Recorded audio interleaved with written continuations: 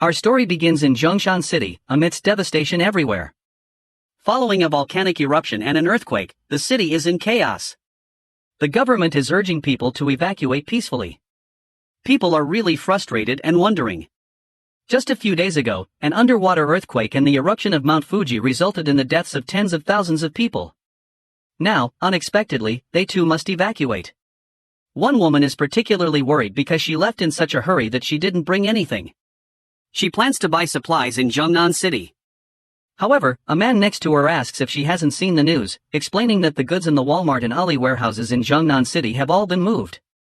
Another man, upon hearing this, replies that this is old news. Today, Dongming Lake in Xincheng dried up, and the Derundong warehouse was emptied too. Shocked by this revelation, the woman realizes the total value of these supplies is probably in the hundreds of billions. Suddenly, she hears a voice saying that the total value of these supplies should actually be in the tens of trillions.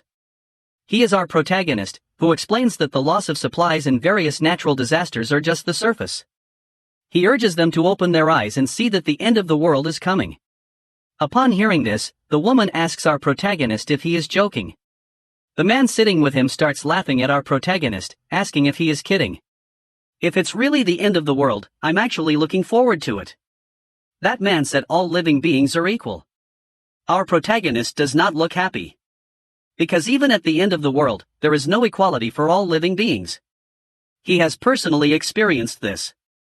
In his previous life, he was just an ordinary delivery man. Then, the apocalypse had descended due to the abnormal release of solar energy, causing atmospheric temperatures to rise sharply and frequent crustal movements. Monsters hidden underground also emerged. The whole world changed. A new world. A new order. In that world of extreme scarcity, even a packet of instant noodles or a slice of ham sausage was luxurious. To get a ham, you have to give up everything. Our protagonist was reborn a month before the apocalypse. A beautiful lady approached him, expressing her fear and asking for comfort. However, our protagonist, being a Sigma male, had more important things to do. In the apocalypse, what's most important? Supplies. In his last life, he wasted time searching for supplies. But this time, he must be prepared in advance. His boss was furious because he was 21 seconds late for work and deducted half a day's salary. Su-chan asked for forgiveness as he went into the warehouse. However, our protagonist didn't care. In his last life, when the apocalypse came, the boss ran away in advance and his annual salary went down the drain. So, he decided to take these supplies as compensation for himself. He opened his dimensional inventory to store all the supplies. Suddenly, a system notification popped up, detecting rice, cooking oil, meat, automatically storing. This is his power spatial ability. As long as he unfolds this ability, he can put everything around him into a super large cubic space with dimensions of 10,000 meters in length, width, and height, according to his will. This provides great convenience for obtaining supplies at no cost. Relying on this ability, he dried up 2 freshwater lakes and plundered several cities destined to be destroyed in the apocalypse. In these times, even a packet of instant noodles is a luxury, not to mention fresh food.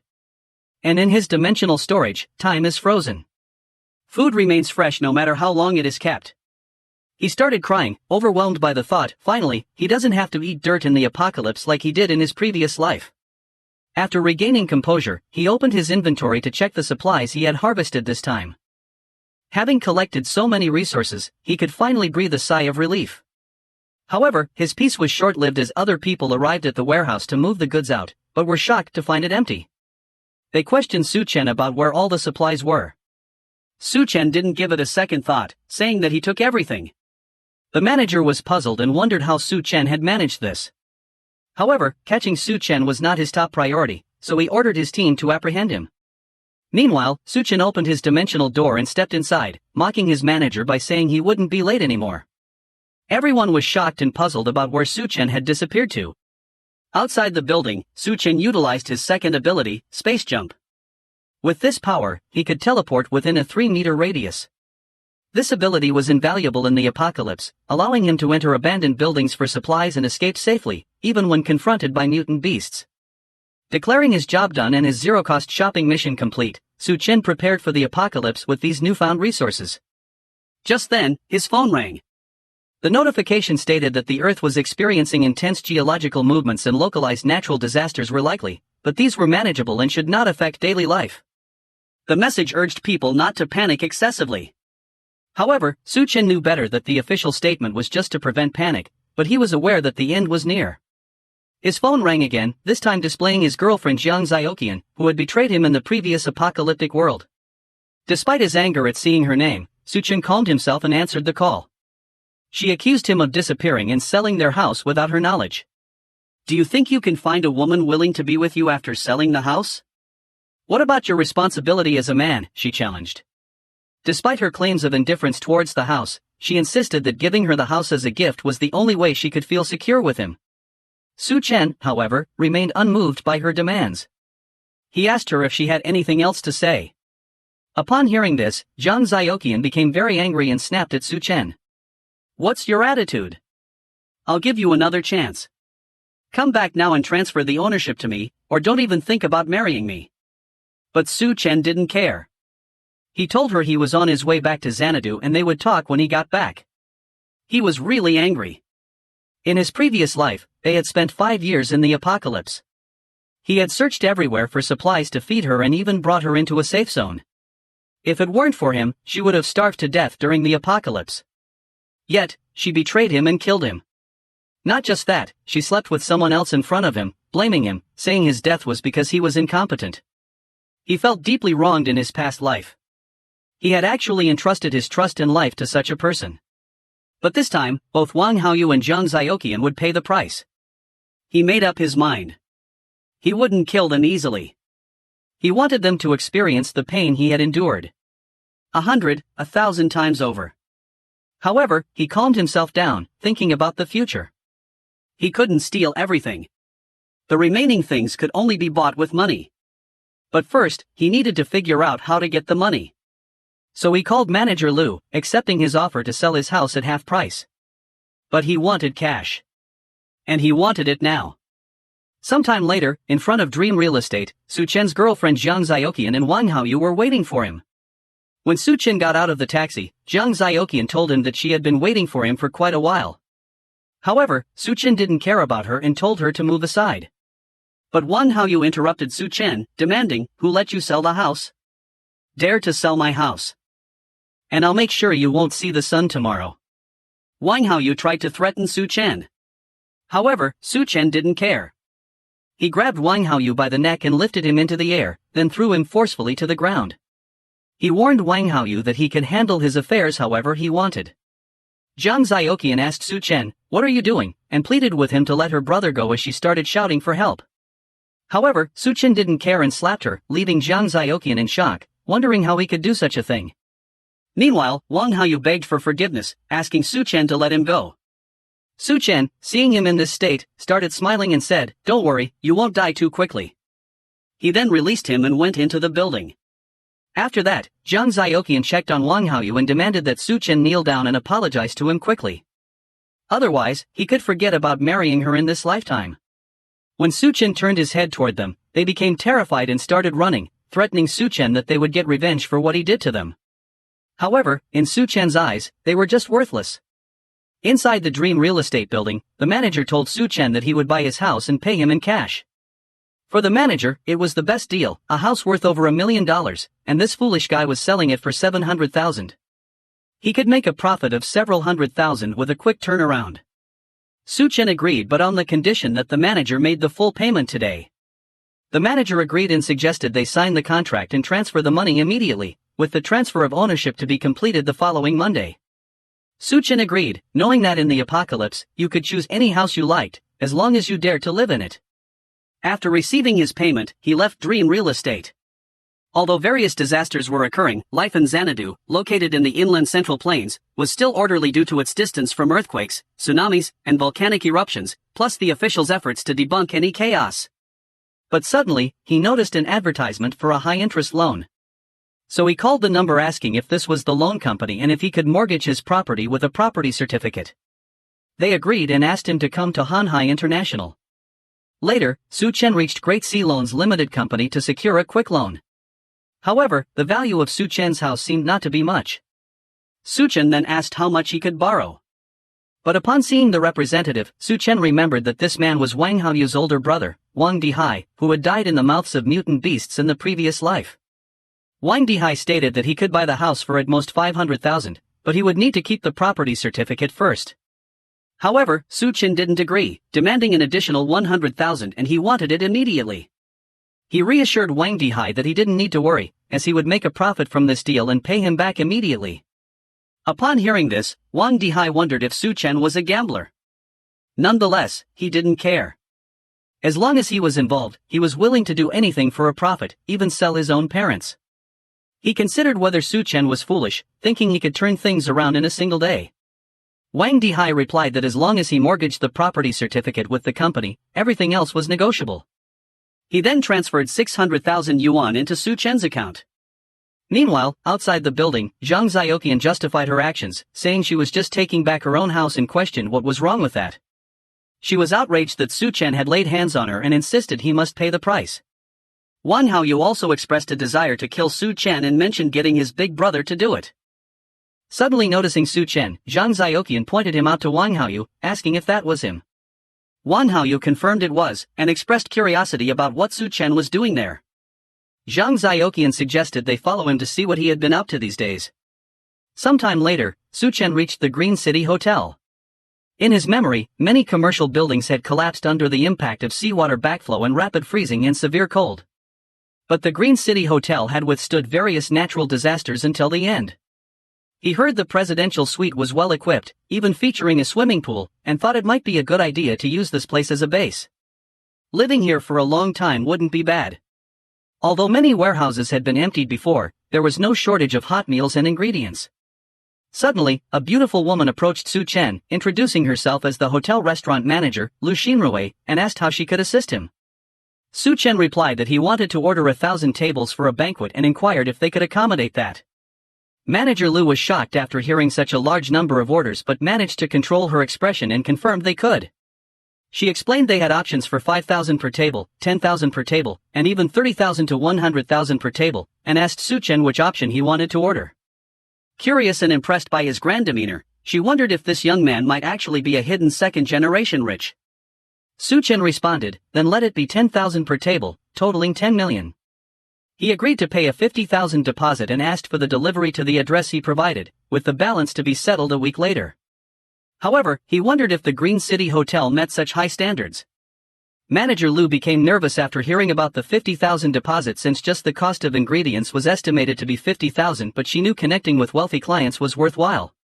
The most important thing in business is to learn to adapt, she thought. So she agreed and asked Su Chen to make the payment there. Afterward, Manager Lu asked him how she should address him. Su Chen replied that she could call him by his name. Curious, Manager Lu asked if he was getting married. Su Chen confirmed it was for his wedding and also asked her to help him book a presidential suite. After completing his tasks, he left the hotel feeling elated, having settled a 10 million worth of dishes with just a 50,000 deposit and the final payment. In the scorching post-apocalyptic world, a block of ice could be worth billions. Inside the hotel, Manager Lu speculated if this was a booking for a honeymoon. She mused that whoever was marrying him was truly fortunate. Zhang Xiaoqian and Wang Haoyu, listening from behind the door, approached Manager Lu and asked about the person who had just been there. When Manager Lu inquired who they were, Zhang Xiaoqian explained that she was Su Chen's girlfriend. Manager Lu revealed that her boyfriend had ordered a banquet for 1,000 tables and paid a 50,000 deposit, remarking, "Having a boyfriend like him, you're truly fortunate." Surprised, Manager Lu thought. Despite Zhang Xiaoqian being only a 7 at best, her temperament surpassed even her own. Why do wealthy people always like these types, she wondered. Upon hearing this, Zhang Xiaoqian and Wang Haoyu were shocked, questioning whether Su Chen really had the money for a 10 million banquet. Manager Lu explained that wealthy people often play the game of hiding their identity, fearing their partners might be after their money and usually reveal it only on the day of the wedding. Zhang Xiaoqian then asked if, before getting married, they might suddenly resort to emotional withdrawal and coldness. Wang Haoyu, astonished, thought that sycophant, that Su Chen, is he really wealthy? Manager Lu affirmed, recalling the transaction of 50,000. Later, outside of the hotel, Wang Haoyu asked Zhang Xiaoqian about the guest list for a 1,000-table banquet at a 5-star hotel. Zhang Xiaoqian laughed, saying, "Don't you get it? Of course, he wants to introduce me to their wealthy circle and then reveal his identity." Wang Haoyu came close to Zhang Zioqian and asked her what they should do now.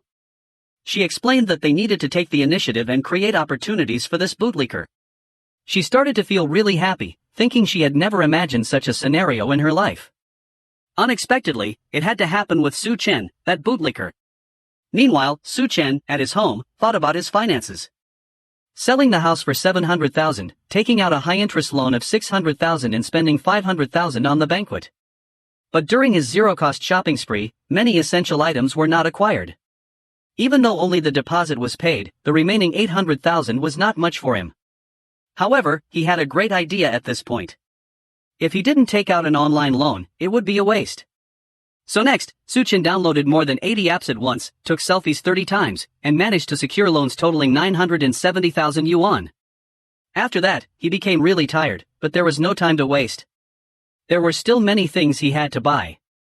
So, he took his phone and started searching for fireplaces, ice makers, ice blocks, and smokeless coal, things he couldn't buy in supermarkets but could fortunately purchase online with fast delivery.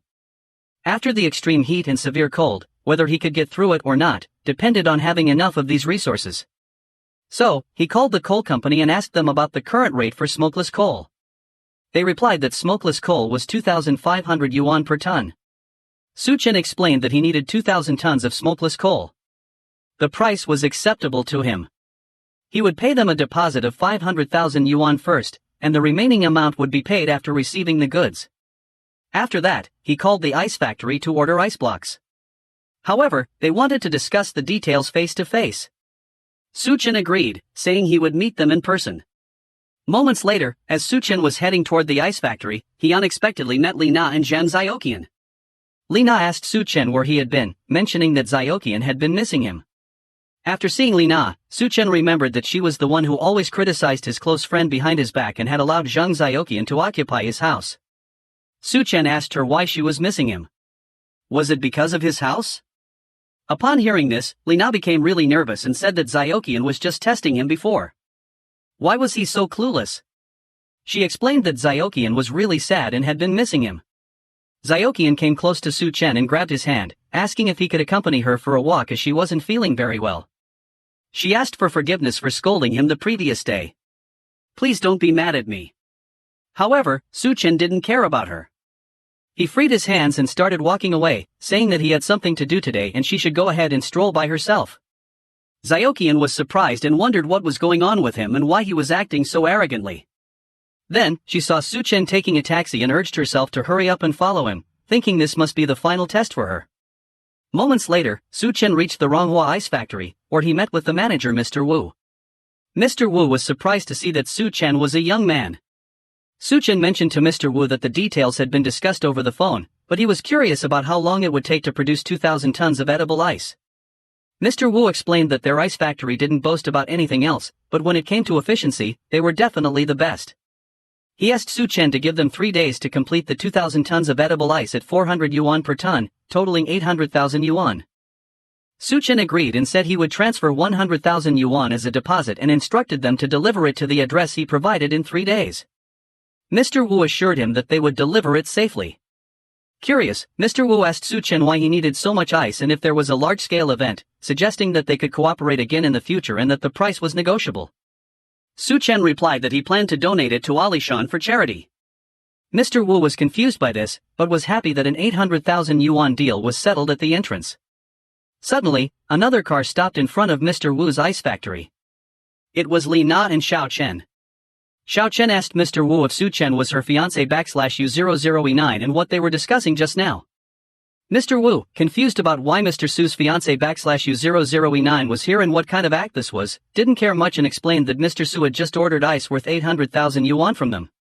Both women were shocked, confirming that Su Chen was a rich second generation, a super rich second generation. Li Na asked Mr. Wu if Su Chen had told him what he was going to do with so much ice. Mr. Wu replied that Mr. Su said he was donating it to Alishan for charity. After hearing this, Li Na and Xiao Chen were really confused and wondered what this meant. Meanwhile, after purchasing all the items, Su Chen wanted to enjoy a really good meal before the apocalypse.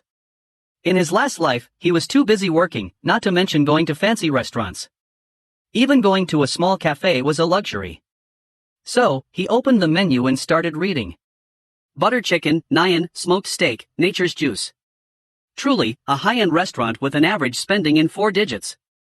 However, suddenly he noticed something weird on the menu and wondered what it meant, selling a question mark for 17,000 yuan? The waiter, who was standing near him, explained that this was a dish personally crafted by the head chef of their Yalan music restaurant. Su Chen became really interested in this dish. When he heard that the specific details depended on the chef's inspiration, he asked the waiter to prepare it. In his last life, at the beginning of the apocalypse, a strange force caused many creatures to mutate. The monstrous serpent mentioned in the Shanhai Jing, fantastic creatures of the mountains and seas, which appeared in the midst of floods, resembled the mutated serpent he encountered in his previous life. However, he preferred to call it atavism, a phenomenon where an ancestral genetic trait reappears after having been lost through evolutionary changes in previous generations. Suddenly, a beautiful woman appeared in front of Su Chen. She was the head chef of Yalan music restaurant, Duanya, known as the Hell Chef. This dish was specially tailored for Su Chen based on his temperament. Surprised to see her, Su Chen recognized her from his previous life's apocalypse, where she possessed magical culinary skills that could turn decay into food, a talent no one could resist. Duanya noticed Su Chen's expression and asked, "What's with that expression? Are you afraid that such a beauty would poison the food?" She explained that the dish, called dual-faced life, featured one side of tuna fried in brown butter and the other deep-fried in puff pastry, offering 2 different flavors that left a lasting impression. After tasting the dish, Su Chen was really impressed. The taste was excellent, and the 17,000 yuan he paid felt worth it. However, he wondered if only she could cook for him in the apocalypse, but then dismissed the thought, questioning if she might poison the food. Meanwhile, Xiao Qian and Li Na were secretly watching Su Chen. Li Na said to Xiao Qian, "I heard that each dish in this restaurant costs over 10,000. Your husband must be a second-generation rich kid. Once you become a rich wife, don't forget your sisters." "I'm almost bitten to death by mosquitoes." Xiao Qian replied confidently that she didn't have to worry. She would definitely become a rich wife and treat him really well. After finishing his dinner, Su Chen went to the golden sales vault of Xanadu. He remembered how some rich kid had spent 2 million here and hadn't even seen what abalone looked like. But in the apocalypse, there wouldn't be such places of extravagance. He regretted not entering such a place in his last life. Suddenly, a girl asked Su Chen why he wasn't drinking and if there was any problem. Su Chen said no and started drinking. However, he noticed the girl sitting next to him looked really sad and asked her what happened. The girl explained that her name was Yun Yun and it was her first time here. Her boyfriend cheated on her, so her friends brought her out to have some fun. Yun Yun explained that her boyfriend cheated with an older woman and commented on his lack of taste. She then asked Su Chen if all men are really just concerned with sleeping with women. Su Chen replied that a real man's nature is driven by reproductive desires. After hearing this, Yun Yun downed her drink in one gulp and asked Su Chen if he was single. She got closer to him, flirting and asking if he wanted to have some fun. Yun Yun's friends cheered her on, telling her, "That's the way to go, Yun Yun.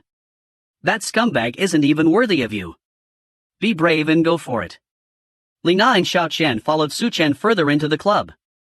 However, they were shocked to see Su Chen with another girl, wondering if he was cheating. Su Chen suggested to Yun Yun, "Let's go outside," and held her hand, leading her upstairs.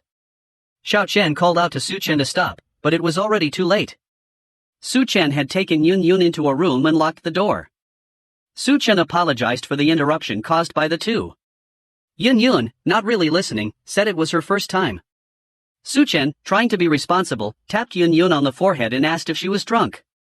He also advised her not to go out these days, to stock up on food at home, and mentioned that love-brained people shouldn't come to places like this, in the future. Forget it. There is no future, he mused. But Su Chen knew that it was rare to have such an opportunity. Leaving like this felt like a waste. But with the two women around, his chances for the night were gone. The next day at Su Chen's place, the items he had ordered arrived. The delivery man asked Su Chen, where should these 20 large fireplaces be placed? Another one questioned him about the lack of a refrigerated room in the warehouse, expressing concern that the ice might melt.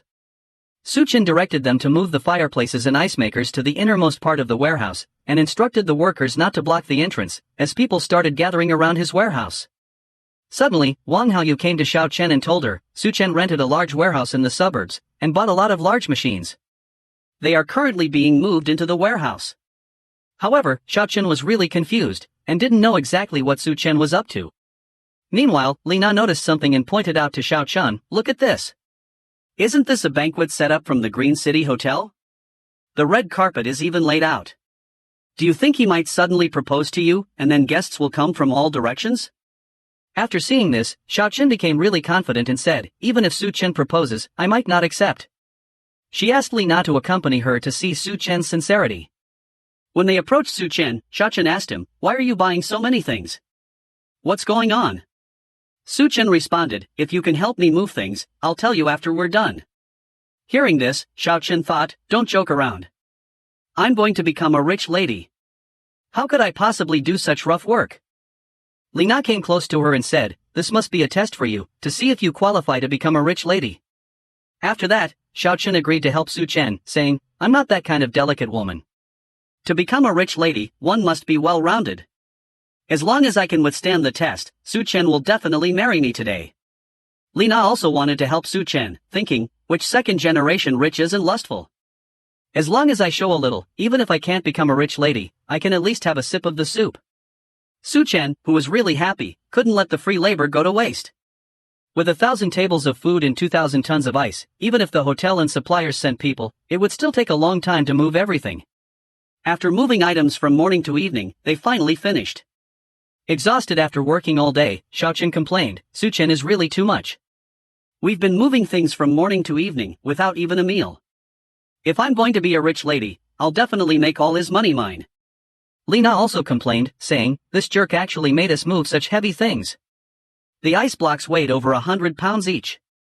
However, Xiao Chen was really confused and wondered if the test was over. Shouldn't Su Chen announce that I am the bride now? The wealthy guests should be appearing, she thought. Lina agreed, puzzled. The food is getting cold, and the guests don't seem to mind. Rich people are really strange. Su Chen thanked all the delivery men for their hard work that day, and asked them to accept a small token of appreciation. He promised to settle the remaining funds within a week, according to the contract. The delivery men were surprised at the thickness of the red envelope, at least 10,000. They were really happy, and thanked Su Chen for everything.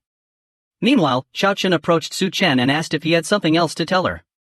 After hearing her, Su Chen thanked her for helping with the work but informed her that there was no pay for her, so he asked her to leave. Hearing this, Xiao Chen urged Su Chen to stop joking around. "You must have a surprise. The guests must be coming. Let's get married and live a good life," she said. Su Chen responded that he also wished to live a good life. But now, not only had he sold the house, but he also owed a ton of debt. He asked Xiao Chen if she would still be willing to be with him. Lina was surprised, saying, "Impossible.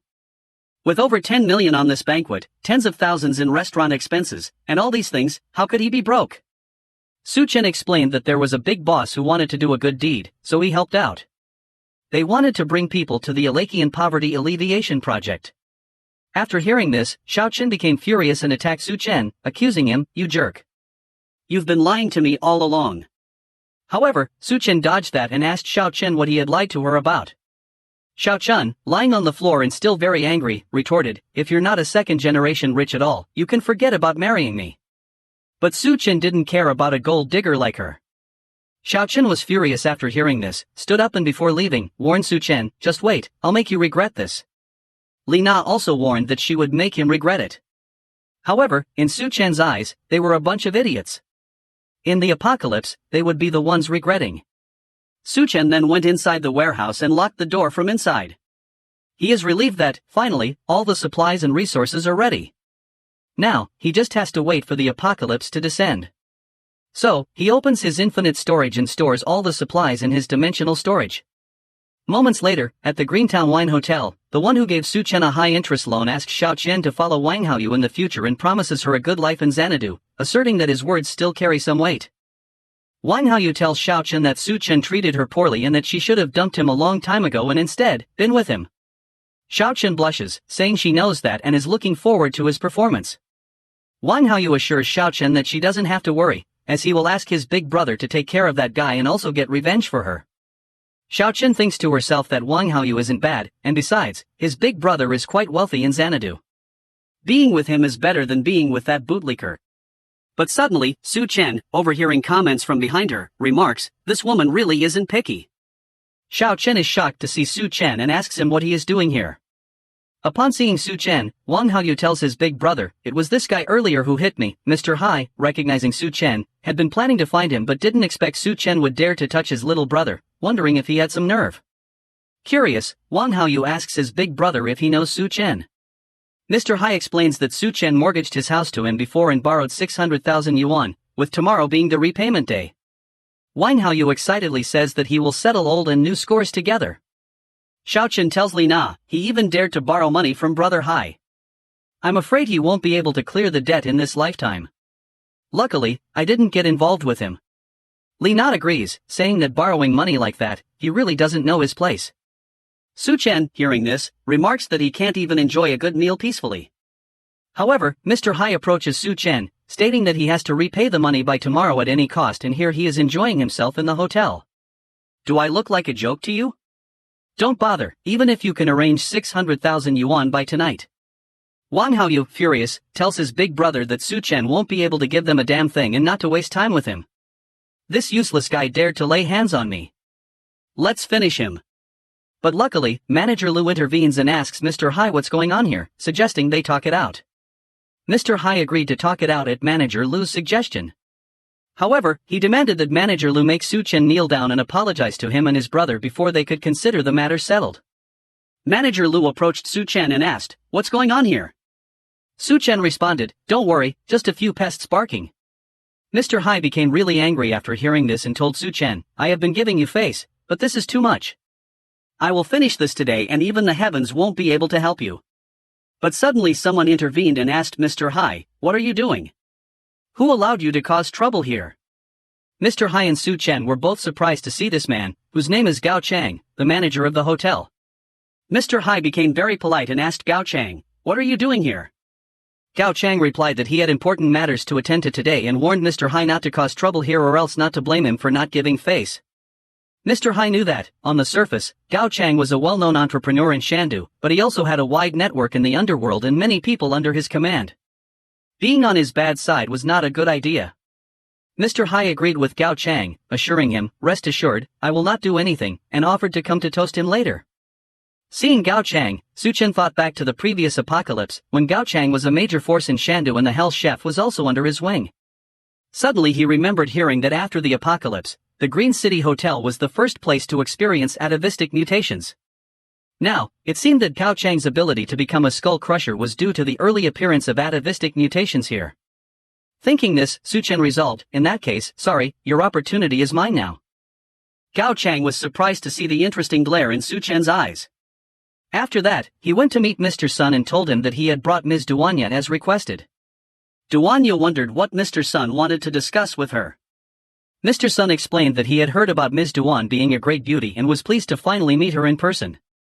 He simply wanted to have a drink with her. Mr. Sun offered a drink to Duanya, but she was surprised and wondered if there was something fishy about his drink. Meanwhile, on the other side, Su Chen stood in front of a window, wineglass in hand, reflecting on his past life.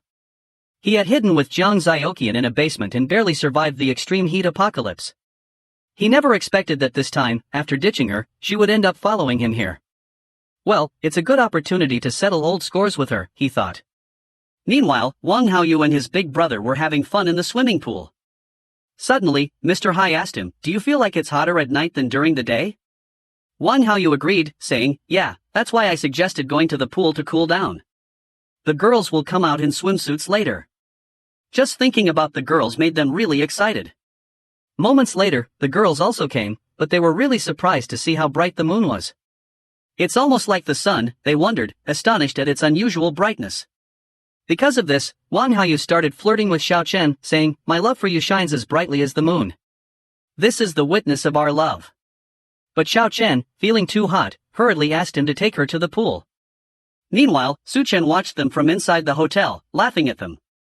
"Your love is about to explode," he joked. He raised his glass of wine and toasted, "Welcome back to the apocalypse." Suddenly, the moonlight became really hot. Everyone was shocked and started running toward the hotel.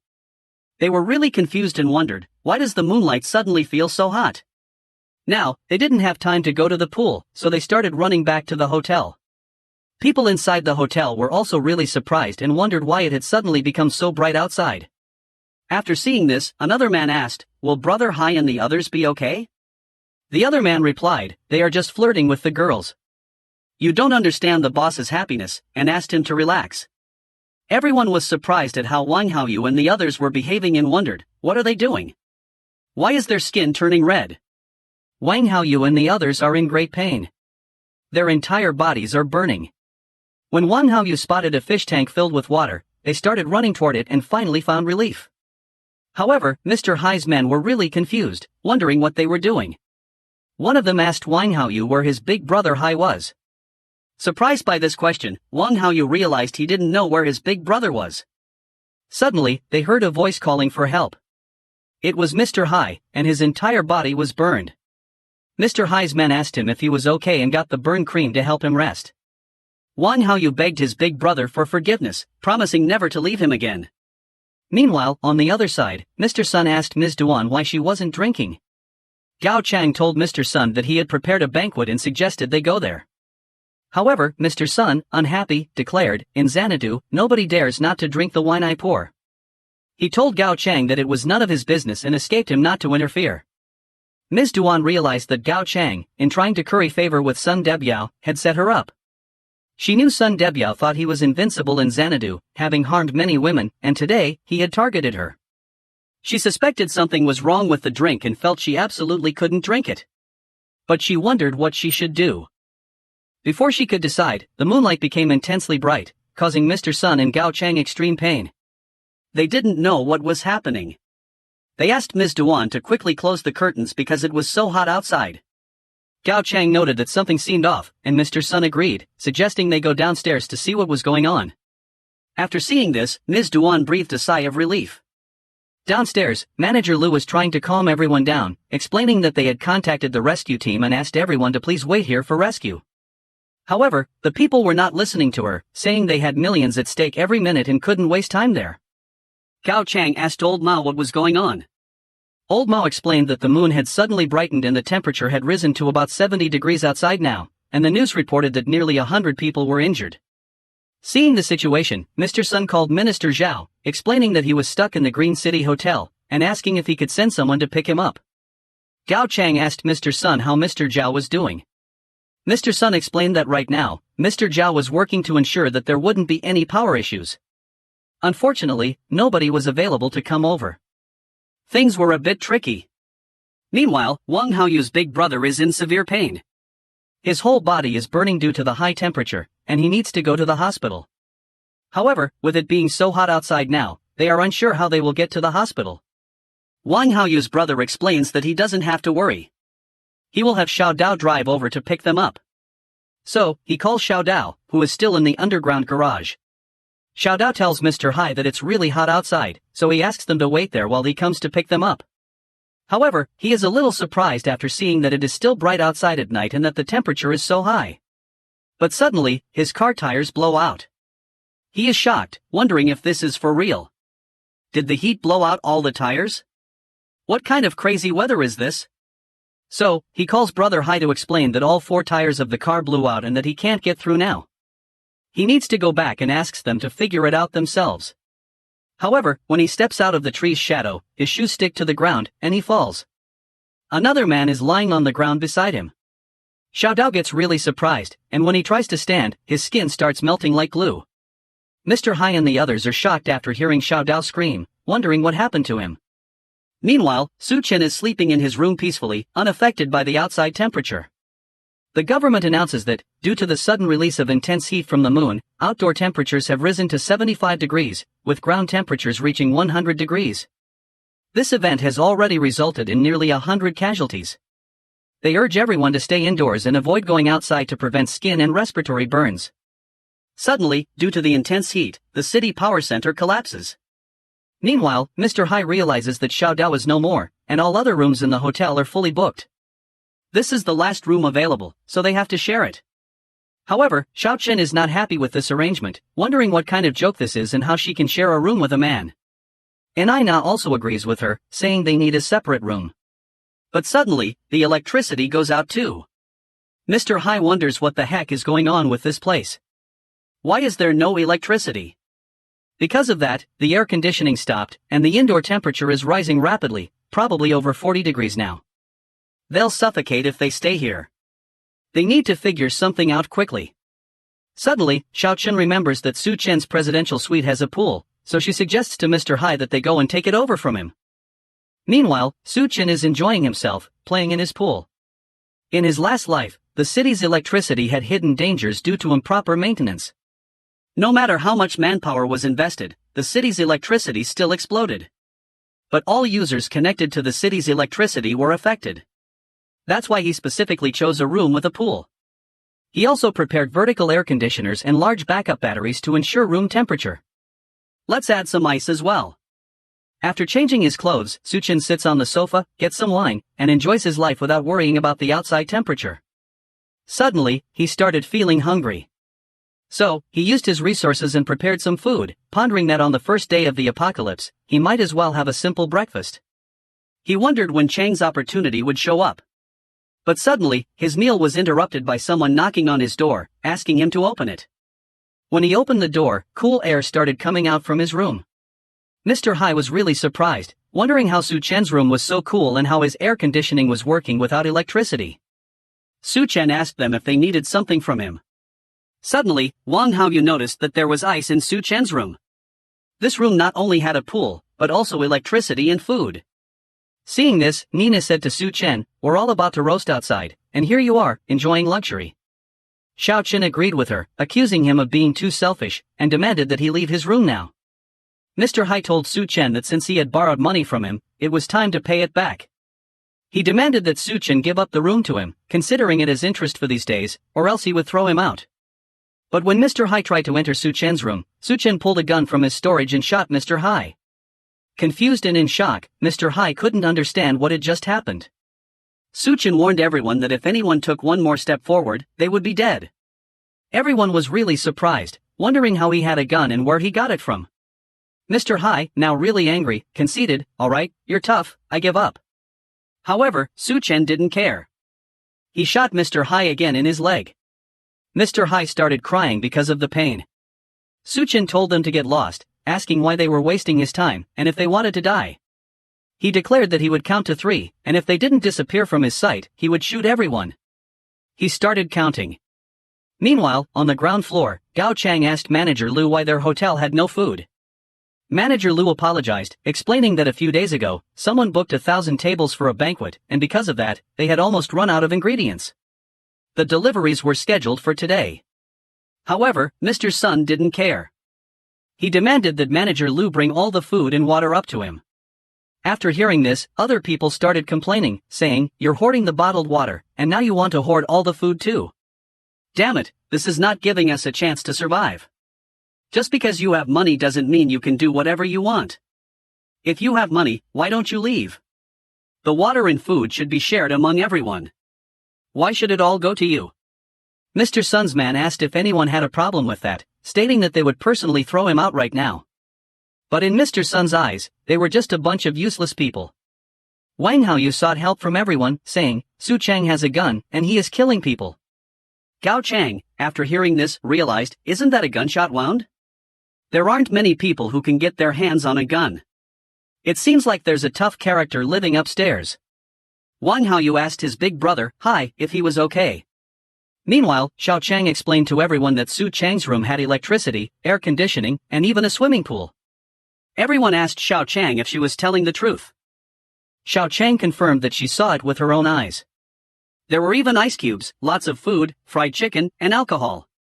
It was like heaven there.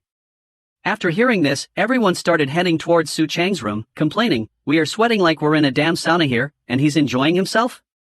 Damn it, why does that kid get to have ice cubes and air conditioning while we suffer here?"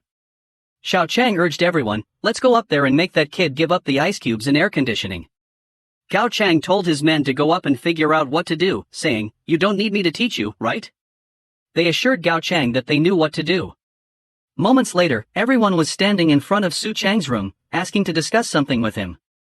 However, they were really surprised when they felt cool air coming out from Su Chang's room. They started explaining that it was an emergency situation. In the whole hotel, only his room had air conditioning, and they asked if he could let them in to cool off for a bit, arguing that young people should learn to respect their elders and care for the young. Suddenly, one of the kids, after seeing Su Chang's fried chicken, started running toward it, saying he wanted to eat it. However, before he could enter Su Chang's room, Su Chang kicked him hard, sending him flying across to the other side. After seeing this, everyone was really shocked. Su Chang told them to control their kids. Otherwise, he didn't mind helping them manage them. Everyone was really angry with Su Chang, saying, he's just a kid. How could he even think of hitting him? He's a murderer. Someone like him doesn't deserve to stay in this room. They started running toward Su Chang to kick him out of his room, saying he was alone, and they were many, and they asked everyone to charge. However, Su Chang got really angry, retrieved his gun from his storage, and shot one of Gao Chang's men. Everyone was really shocked after seeing this. Gao Chang's men became scared of Su Chang. Su Chang warned everyone, I may be alone, but you only have one life. Meanwhile, Wang Haoyu was crying, asking everyone why they had left his big brother outside. Everyone tried to calm him down, explaining that Brother Hai had already died. His wound was already infected and rotting. With the high temperature and no medicine, Brother Hai couldn't hold on. After hearing this, Wang Haoyu became really angry, blaming everything on that Su Chang, and vowed to get revenge. On the other side, Xiao Chang and Anina tried to seduce Su Chang, saying, Brother Chang, I know you couldn't bear to shoot us.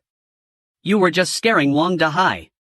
Xiao Chang asked him if he had forgotten how much she loved him, and pleaded with Su Chang to let them in, promising they would do anything he wanted, just to cool off a bit, and perhaps spend the night. After hearing this, Su Chang started smiling, saying, sisterly love sure runs deep, and invited them in. They were really happy, believing that Su Chang, being a good person, wouldn't abandon them. Suddenly, Wang Haoyu approached Su Chang, telling Xiao Chang and Anina to get out of the way because he was going to kill Su Chang. However, Su Chang warned them, saying, whoever walks through this door, will die. After saying this, he grabbed a baseball bat from his storage and attacked Wang Haoyu, who fell on top of both women. After witnessing this horrible scene, both declared they were not going inside. Outside was just fine. Su Chang told them to get lost, warning that not leaving might just get them killed. Meanwhile, everyone saw a rescue team's vehicle arrive. The tires were modified into treads, and the windows were also insulated. It must be the rescue team's vehicle. Everyone got really excited, thinking they were definitely here to rescue them, and that they were saved now. A soldier came out from the car, asking everyone to step back and make way. They asked if Academician Lu Zhenggui was there. One of the men came forward and identified himself as Academician Lu. The soldier told him that they were the rescue team, and asked him to hurry up and put on the insulated suits and leave with them. However, everyone was really confused, wondering why they were only rescuing Academician Lu. Aren't they here to rescue all of us? You can't just rescue him alone? The soldier asked everyone to calm down, explaining that the authorities had already launched a rescue operation, and that tonight, being the coldest time of the day, they could make their way to Silicon Valley Plaza on their own, which was the nearest rescue point. Everyone got really happy after hearing this, saying, really, there's a rescue operation by the authorities tomorrow morning. That's great. The authorities haven't completely abandoned us yet. However, suddenly Mr. Sun ran toward the soldier, saying he was Sun Debiao from Sun Group. He offered them 1 billion if they gave him the insulated suits and let him leave now. The soldier, however, didn't care. Academician Lu Zhenggui was their geological expert, playing an important role in this disaster, and asked Mr. Sun not to obstruct their operation. Mr. Sun, really angry, turned to Gaoqiang. You useless guy. What have I kept you for? Go. Snatch the insulated suits for me. However, Gaoqiang didn't make a move because the soldiers had guns, and any rash action could get him killed. Xiao Qian came to the soldiers, asking them to help, saying there was a murderer living upstairs. Everyone agreed with her, stating that the murderer had a gun and had killed several people. They absolutely cannot let that murderer go free. They have to do something. After hearing this, one of the soldiers said he would stay behind. However, another soldier disagreed with his decision, saying, Xiao Feng, this is a special situation. Don't act impulsively. But he didn't listen, insisting, I have discretion. So he asked the other soldiers to take the insulated suits with them first, and he would contact them after dealing with the situation. After that, he get the gun and start approaching upstairs, wondering to see Su Chen. Meanwhile, Xiao Qian is really excited thinking after Su Chen is shot dead, she can stay in that room and wait for rescue. Meanwhile, soldier Xiao Feng reached the Su Chen room. However, he suddenly spotted a camera inside of the pot. In the next moment, Suchen opened his room door and threw a flash granite toward to Xiaofeng. Xiaofeng get really surprised, his eyes start hurting. When he was thinking about how to get rid of flash granite, Suchen released tear gas. The situation get out of his hands. You don't have to another choice but to retreat quickly. However, before he retreat, Suchen attack him from the behind, and he become unconscious. Moment later when Xiaofeng start regaining his consciousness. Wonder where he is, it feels so cool here. He is in Suchen room. Suchen get his ID and start inspection him. His name is Lu Xiaofeng, and he is a deputy captain of the special forces. Suchen after seeing that, Xiaofeng is awake, and ask him to let's talk. However, Xiaofeng is really surprised after seeing air conditioning. Ice cubes in Suchen room, wondering who are he exactly, and how did he get the gun and flash grenades. Suchen explained that he is just a recent graduate. The coin and everything else, he picked them up during a trip to the Middle East. Xiaofeng doesn't believe him asking if he is kidding with him. However, Kaichin doesn't care saying if you don't believe me, there's nothing I can do. However, he is really curious and asks Xiaofeng has the government set up rescue points zones for citizens to go to tomorrow morning. Xiaofeng get really shocked wondering how did he know about that. Suchen after seeing his experience realized that he know about it, just like in his previous life. Even though the temperature drops significantly in the early morning, staying exposed to the moonlight for more than 10 minutes can still lead to fainting. Many people will die on the way to the rescue. Xiaofeng explained that there's no other way. Although they've established safe zones, modifying rescue vehicles is difficult. Many people can't hold on any longer, so they have no choice but to let residents go to the rescue points on their own tomorrow morning. In fact, thick blankets and heavy coats can also help isolate the temperature. As long as they don't fall down, it should increase the survival rate. After hearing this, Suchen asked if he is telling the truth. Xiaofeng replied, of course. However, Suchen, unconvinced, pointed his gun at Xiaofeng. Seeing this, Xiaofeng asked Suchen to wait a moment, inquiring if he could tell others about using thick blankets before he was killed, and explaining that he would just use the walkie-talkie without calling for backup. Suchen then freed him, saying that he respected what Xiaofeng was doing, so he wouldn't kill him this time, but he wouldn't tolerate any further provocations. Xiaofeng then asked Suchen if he wasn't afraid that he would call for backup to deal with him once he left. Suchen, smiling, asked him to look up and see what was there. Xiaofeng was shocked to see a surveillance turret equipped with facial recognition cameras and machine guns. He asked Suchen where he got something like this. Suchen replied that he had told him before. He got it from the Middle East. Once this thing activates, no one in this room except me will survive. But in this situation, you probably don't have the time to deal with me either. Xiaofeng said that he understood and left. Everyone was really surprised to see that the soldier just left like that. He only mentioned the blanket and didn't say anything about what happened upstairs. The soldiers' guns were all confiscated. Is Suchen really that powerful? Even a soldier couldn't handle him? Meanwhile, Mr. Sun was really frustrated and angry. He slapped Gao Chang, asking, what the hell do I keep you for? Why didn't you act just now, you bunch of useless idiots, and told them to get lost? One of Gao Chang's men asked how long they had to tolerate him. Gao Chang replied that the authorities had started the rescue operation, and once order was restored, they would still need to leverage his connections. But suddenly, Suchen commented on Gao Chang's thought, saying, in times of chaos, Gao Chang still dreams of restoring order? This made Gao Chang's man angry, asking Suchen where he came from and threatening to kill him. Gao Chang told his man to hold on, and asked Suchen why he had come downstairs. Suchen replied that he was here to make a deal with Boss Gao, offering ice cubes to Gao Chang. Seeing the ice cubes, Gao Chang's man goes crazy, saying, Big brother, there must be more good stuff in Suchen's room. Let's deal with him and take all his stuff.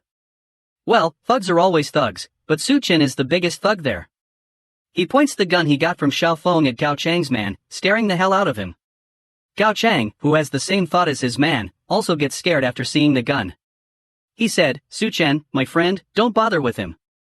Let's talk about the deal. At the end of the deal, Gao Chang and his man get to enjoy the ice cubes that Suchen gives them. While eating, the curly-haired underling of Gao Chang said that he has been stuck here for 3 days. And this is the first time he has felt so good. He can't even imagine what's in Suchen's room. Gao Chang decides to agree to Suchen's demands first, then find an opportunity to kill him. By then, the room will be theirs. Suddenly, Mr. Sun kicks Gao Chang, shouting, how dare you hide ice cubes? He continues kicking Gao Chang, saying that next time, if he doesn't voluntarily bring out the good stuff, he is dead. This humiliation makes Gao Chang very angry. But Mr. Sun doesn't care. He eats the ice cubes, saying, "This is so damn awesome. We've also run out of instant noodles. Without rescue, we'll starve to death for sure." While talking, he notices Duanya sitting in the corner. He said, "Despite the heat, Duanya, you still refuse to take off your clothes. Quite modest of you."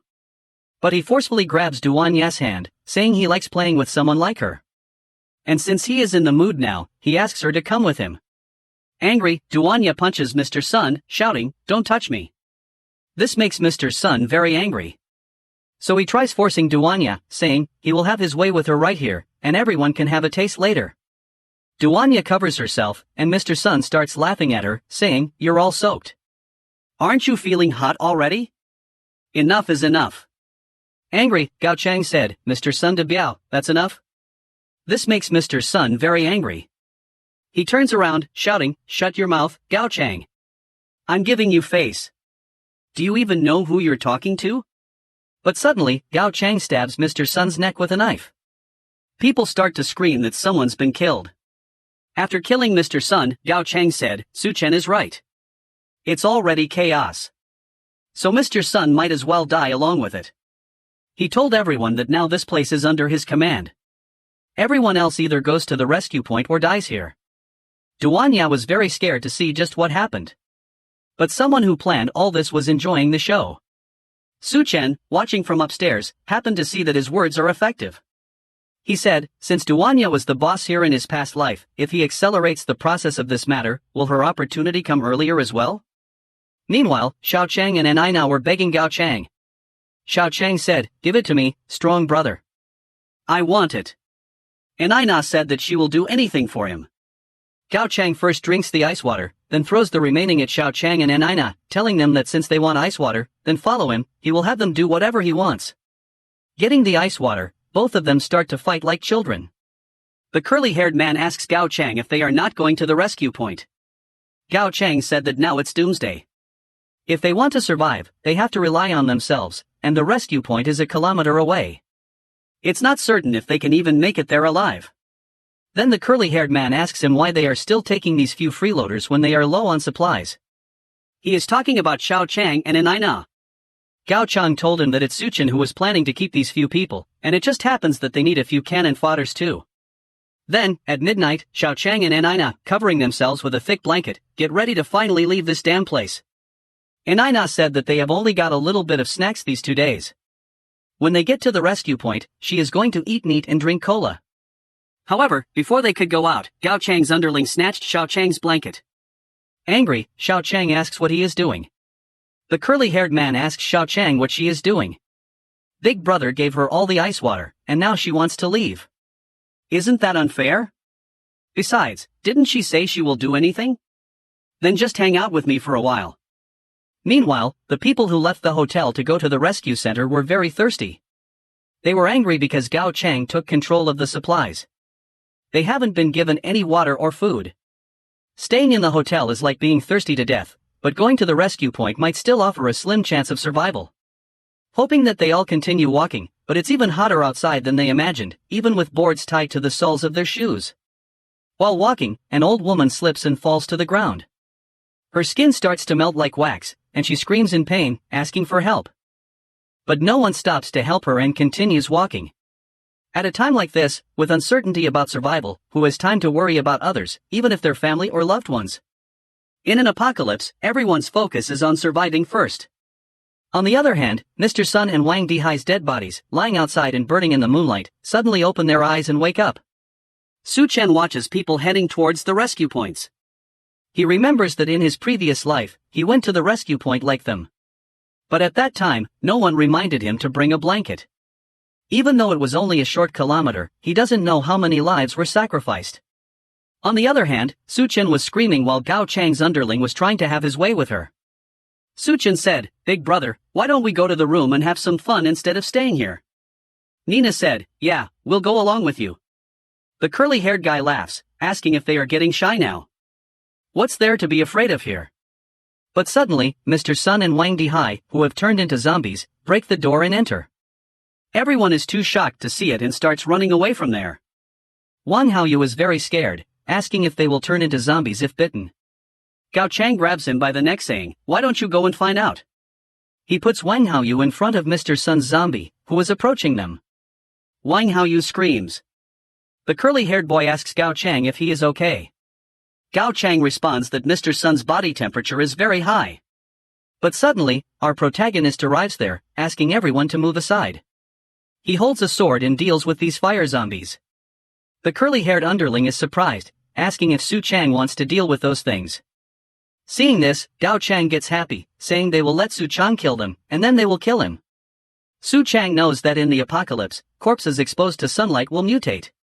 But they're not zombies and won't spread the virus. They are more like the drought demons described in the classic of Mountains and Seas, a Chinese mythological creatures book.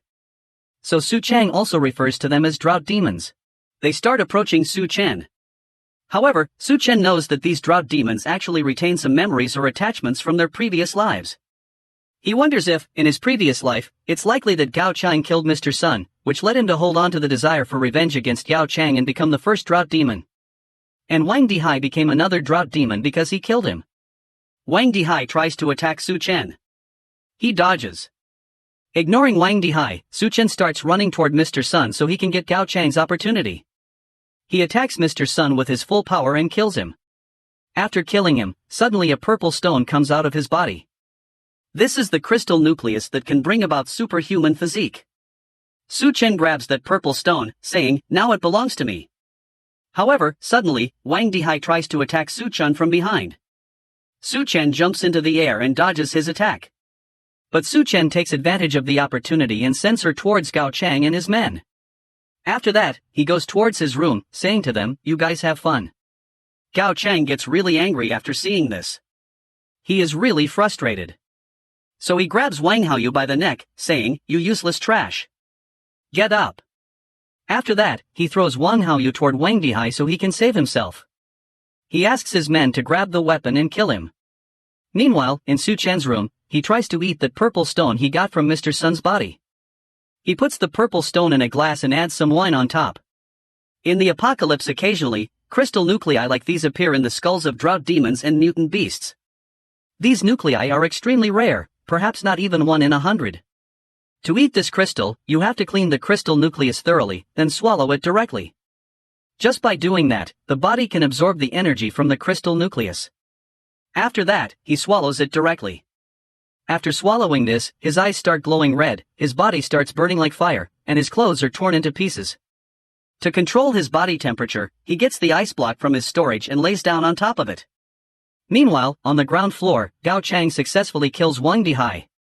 However, because of this, the water bottle gets destroyed, and this is their last water source. But seeing this opportunity, Nina tries to escape. Gao Chang's men sees her and catches her, saying, "You damn woman, trying to run. If you move, I'll chop off your legs." Nina replies that without water, they will all die of thirst. She can tell them a way to deal with Su Qian if they let her go to the rescue point. Gao Chang's man asks her to speak quickly. He warns her that if she tries to trick them, she will be dead. Nina explains that Zhang Shaoqian is Su Qian's fiancé. If they attack her at Su Qian's doorstep, he'll definitely open the door, and then they can ambush him. Gao Chang's man starts laughing after hearing this, saying, "I can't believe there's such a thing. It's indeed a good plan." However, Shaoqian is really shocked to see that her best friend can do this. However, she doesn't care. She says that she can cooperate with them, but she is hungry, and they have to give her food first, and she wants to eat meat. Gao Chang's man gets really surprised after hearing this, saying, "Want meat?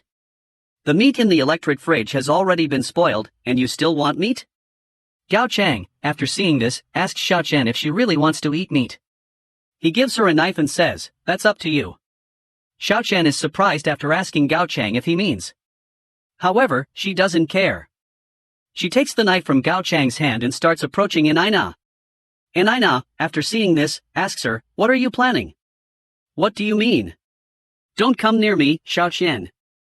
We're sisters. You can't do this." However, Shaoqian doesn't care, saying, "Don't deceive yourself. Are we really sisters? And besides, just now, you even suggested using me as bait." She asks her not to blame her. If she wants to blame someone, blame herself. After that, she steps on her stomach multiple times with the knife and kills her. Gao Chang and his men are really surprised after seeing this. After killing an Aina, Xiaoqian starts laughing, saying, Xiaoqian, once I'm full, I'll come up and drink your blood. Gao Chang asks his men to let Duanya cook the meat. They need to eat well to have the strength to deal with Xiaoqian. Without water, they won't last a day. He warns his men that if they don't want to turn into a dry corpse, they better do as he says. After hearing this, the long black-haired man asks the other man to find out where Duanya is and get her here. Meanwhile, at Xiaoqian's room, he successfully consumes the purple crystal. After consuming the purple crystal, he gets the physique type ability. Because of that, his heat resistance has improved. His muscles and strength have also increased. However, suddenly, he hears a knocking on the door. When he sees that through his CCTV camera, he is really surprised to see Miss Duanya. She has come here to ask for help from Xiaoqian because everyone is going crazy. Like Gao Chang, downstairs is no longer safe. This is her only hope. She still has some leverage.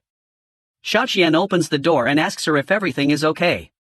However, she gets really embarrassed after seeing Xiaoqian without clothes, saying he is a scoundrel. Xiaoqian apologizes, explaining that it was an accident. Miss Duanya asks Xiaoqian if she can stay with him because downstairs is in really bad shape and she no longer feels safe there. Xiaoqian replies that his resources are limited and they only just met. He can't just take her in because she is pretty? Based on his previous life, Duanya is a very strong-willed woman and she had a cooperative relationship with Gao Chang.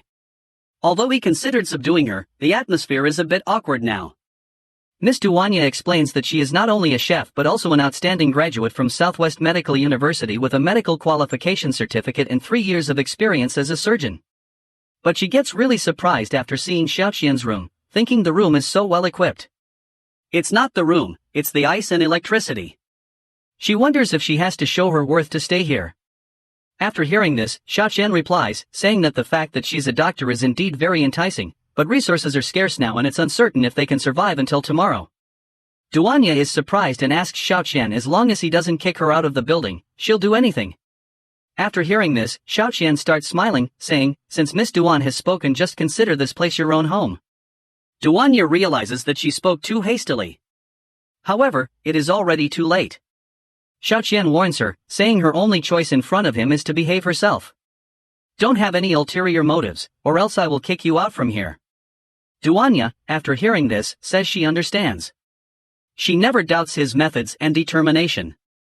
After explaining this, Xiaoqian asks Miss Duanya to take off her clothes. Miss Duanya gets really shocked and starts feeling embarrassed, asking if now is it time to start. A moment later, Miss Duanya starts taking a shower. She is really surprised to see the water, electricity, food, and even the ability to take a shower. No need to worry about the scorching weather, no need to worry about being eaten by others, and no need to worry about being, for those outside, this place is simply heaven. She knows that the Suchin isn't exactly a saint either.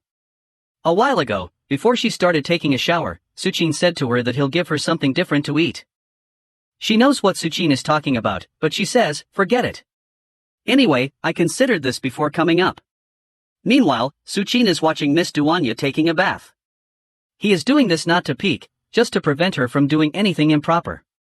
A moment later, after Miss Duanya comes out after taking a bath, she says to Suchin that the outfit he gave her is too small, and she is not feeling comfortable with it. Suchin assures her, saying, this is not small, you are looking really gorgeous in this outfit. After hearing this, Miss Duanya asks if he is telling the truth. However, suddenly someone starts knocking on Suchin's door, asking, Suchin, open the door, come out and save her. They are Xiaoqian and Gao Chang. They are acting to lure Suchin from his room.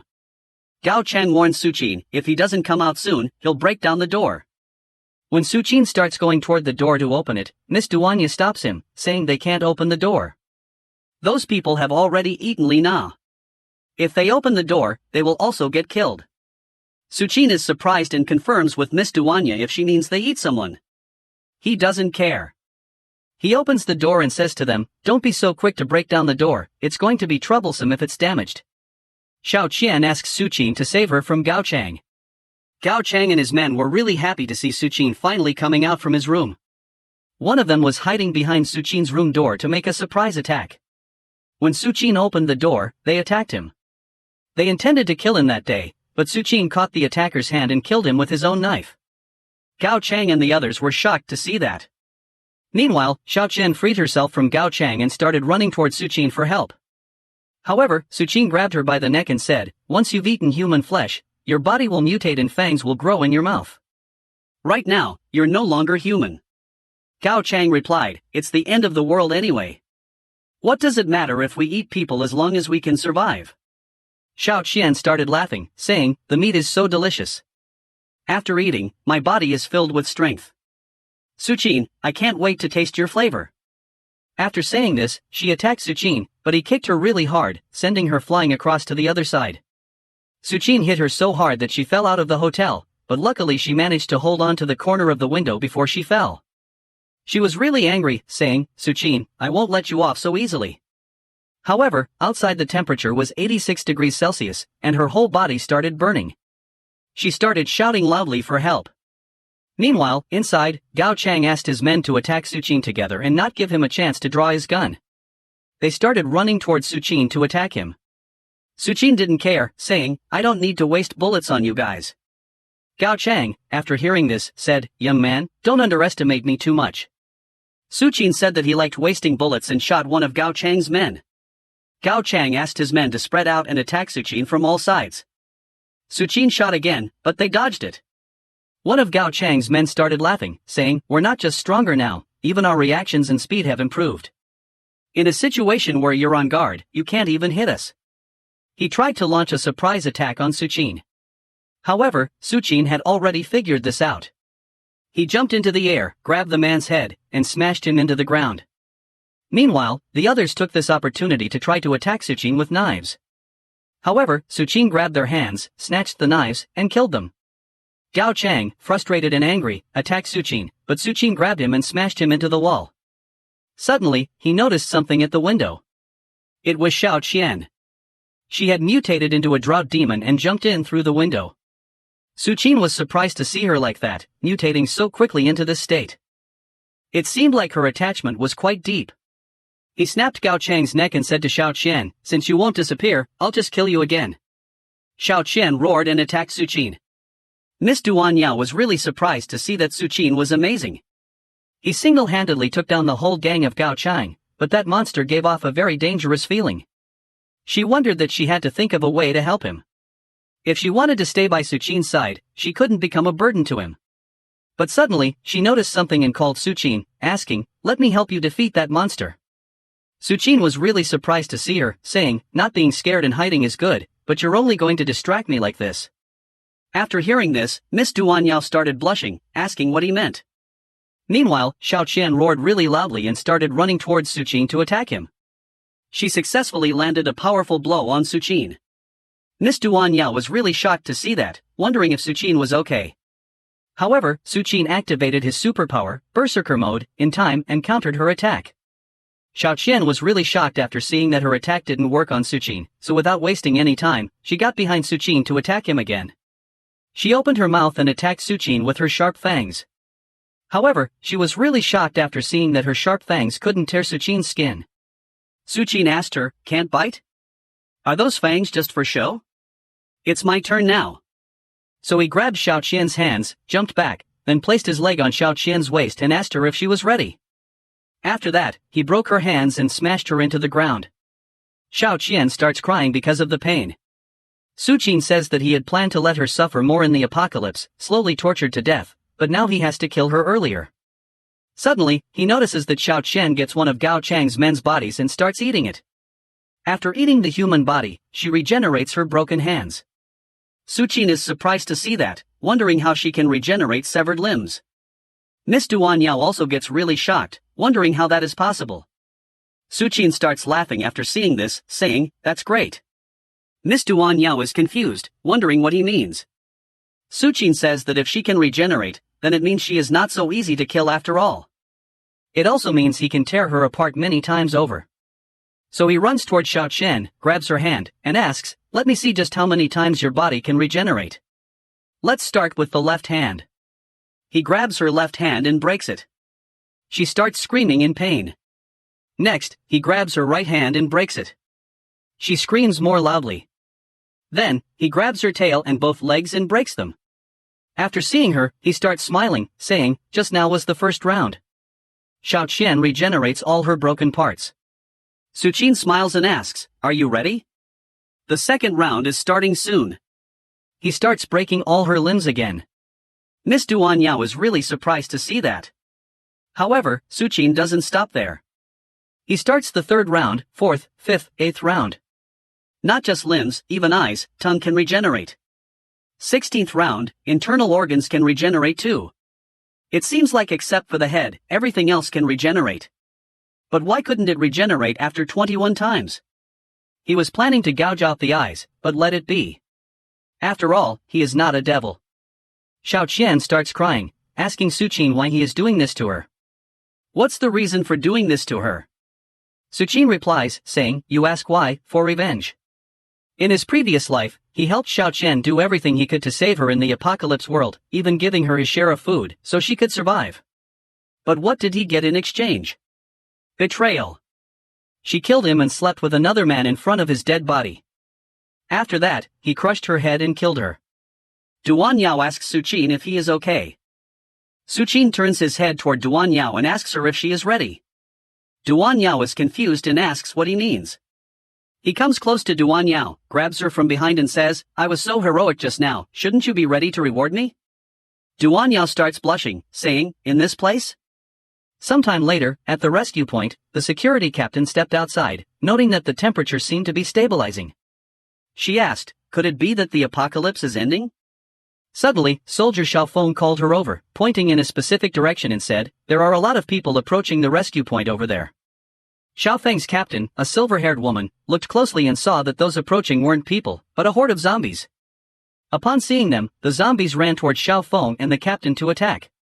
The captain ordered Xiaofeng to quickly evacuate the civilians from the rescue point while she held the zombies off. Xiaofeng didn't want to leave her to face so many zombies alone, but she insisted it was an order. Left with no choice, Xiaofeng ran inside, telling her not to die. She began shooting at the zombies and shouted for Xiaofeng to shut up and evacuate. Meanwhile, in the hotel where Su Qian and Duan Yao were, Su Qian looked at Duan Yao and said, "Next, I'll let you experience the power of the berserker." Shocked, Duan Yao asked how many times this would be. Su Qian laughed and told her that the extreme heat wave had ended, so he needed to go out for a while. However, he would leave her with unforgettable memories. Duan Yao tried to escape, asking if she could accompany him, but Su Qian wouldn't let her go. He told her that people around him must meet two conditions. First, they must be valuable, and second, they must absolutely obey his orders. Duan Yao moaned that she understood, and Su Qian spent the entire day convincing her. Now assured that she had completely submitted to him, Su Qian went to the hotel's lobby at night and took out his car, saying, "I must hurry back before the seawater surges in." Su Qian remembered that in his previous life, many zombies, driven by the obsession to reach the rescue point, eventually formed a tidal wave that attacked it. Many civilians and soldiers died in the attack, which also led to the scattering of a large number of military weapons that allowed various factions to form. These factions obtained the soldiers' weapons and started killing each other for resources. One of them tried to stop Su Qian as he got into his car, pointing a gun at him and demanding he stop. Unfazed, Su Qian asked, "Are you crazy? How dare you order me to stop my car and even rob me at this time?" Instead of stopping, he sped up, knowing that these thugs had messed with the wrong person.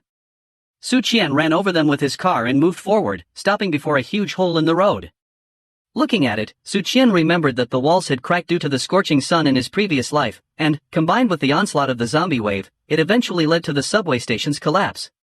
He looked inside and saw that thousands had died underground, and the zombies below were attracted by the roar of the cars. Unfortunately, not all zombies had crystals in their heads. Su Qian decided not to venture down there. He chose to check the situation at the college first. Reflecting on it, he realized this was his first time back at the engineering university since graduation.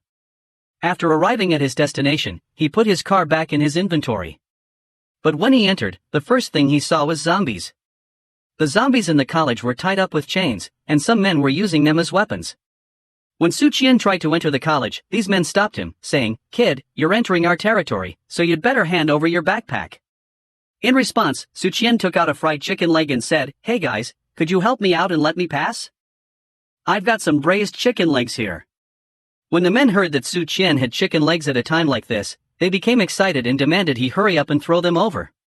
Seeing them behave this way, Su Qian smiled and threw the chicken leg on the ground before them. All the men began fighting each other for it, but Su Qian had tied a string to it and pulled the chicken leg back.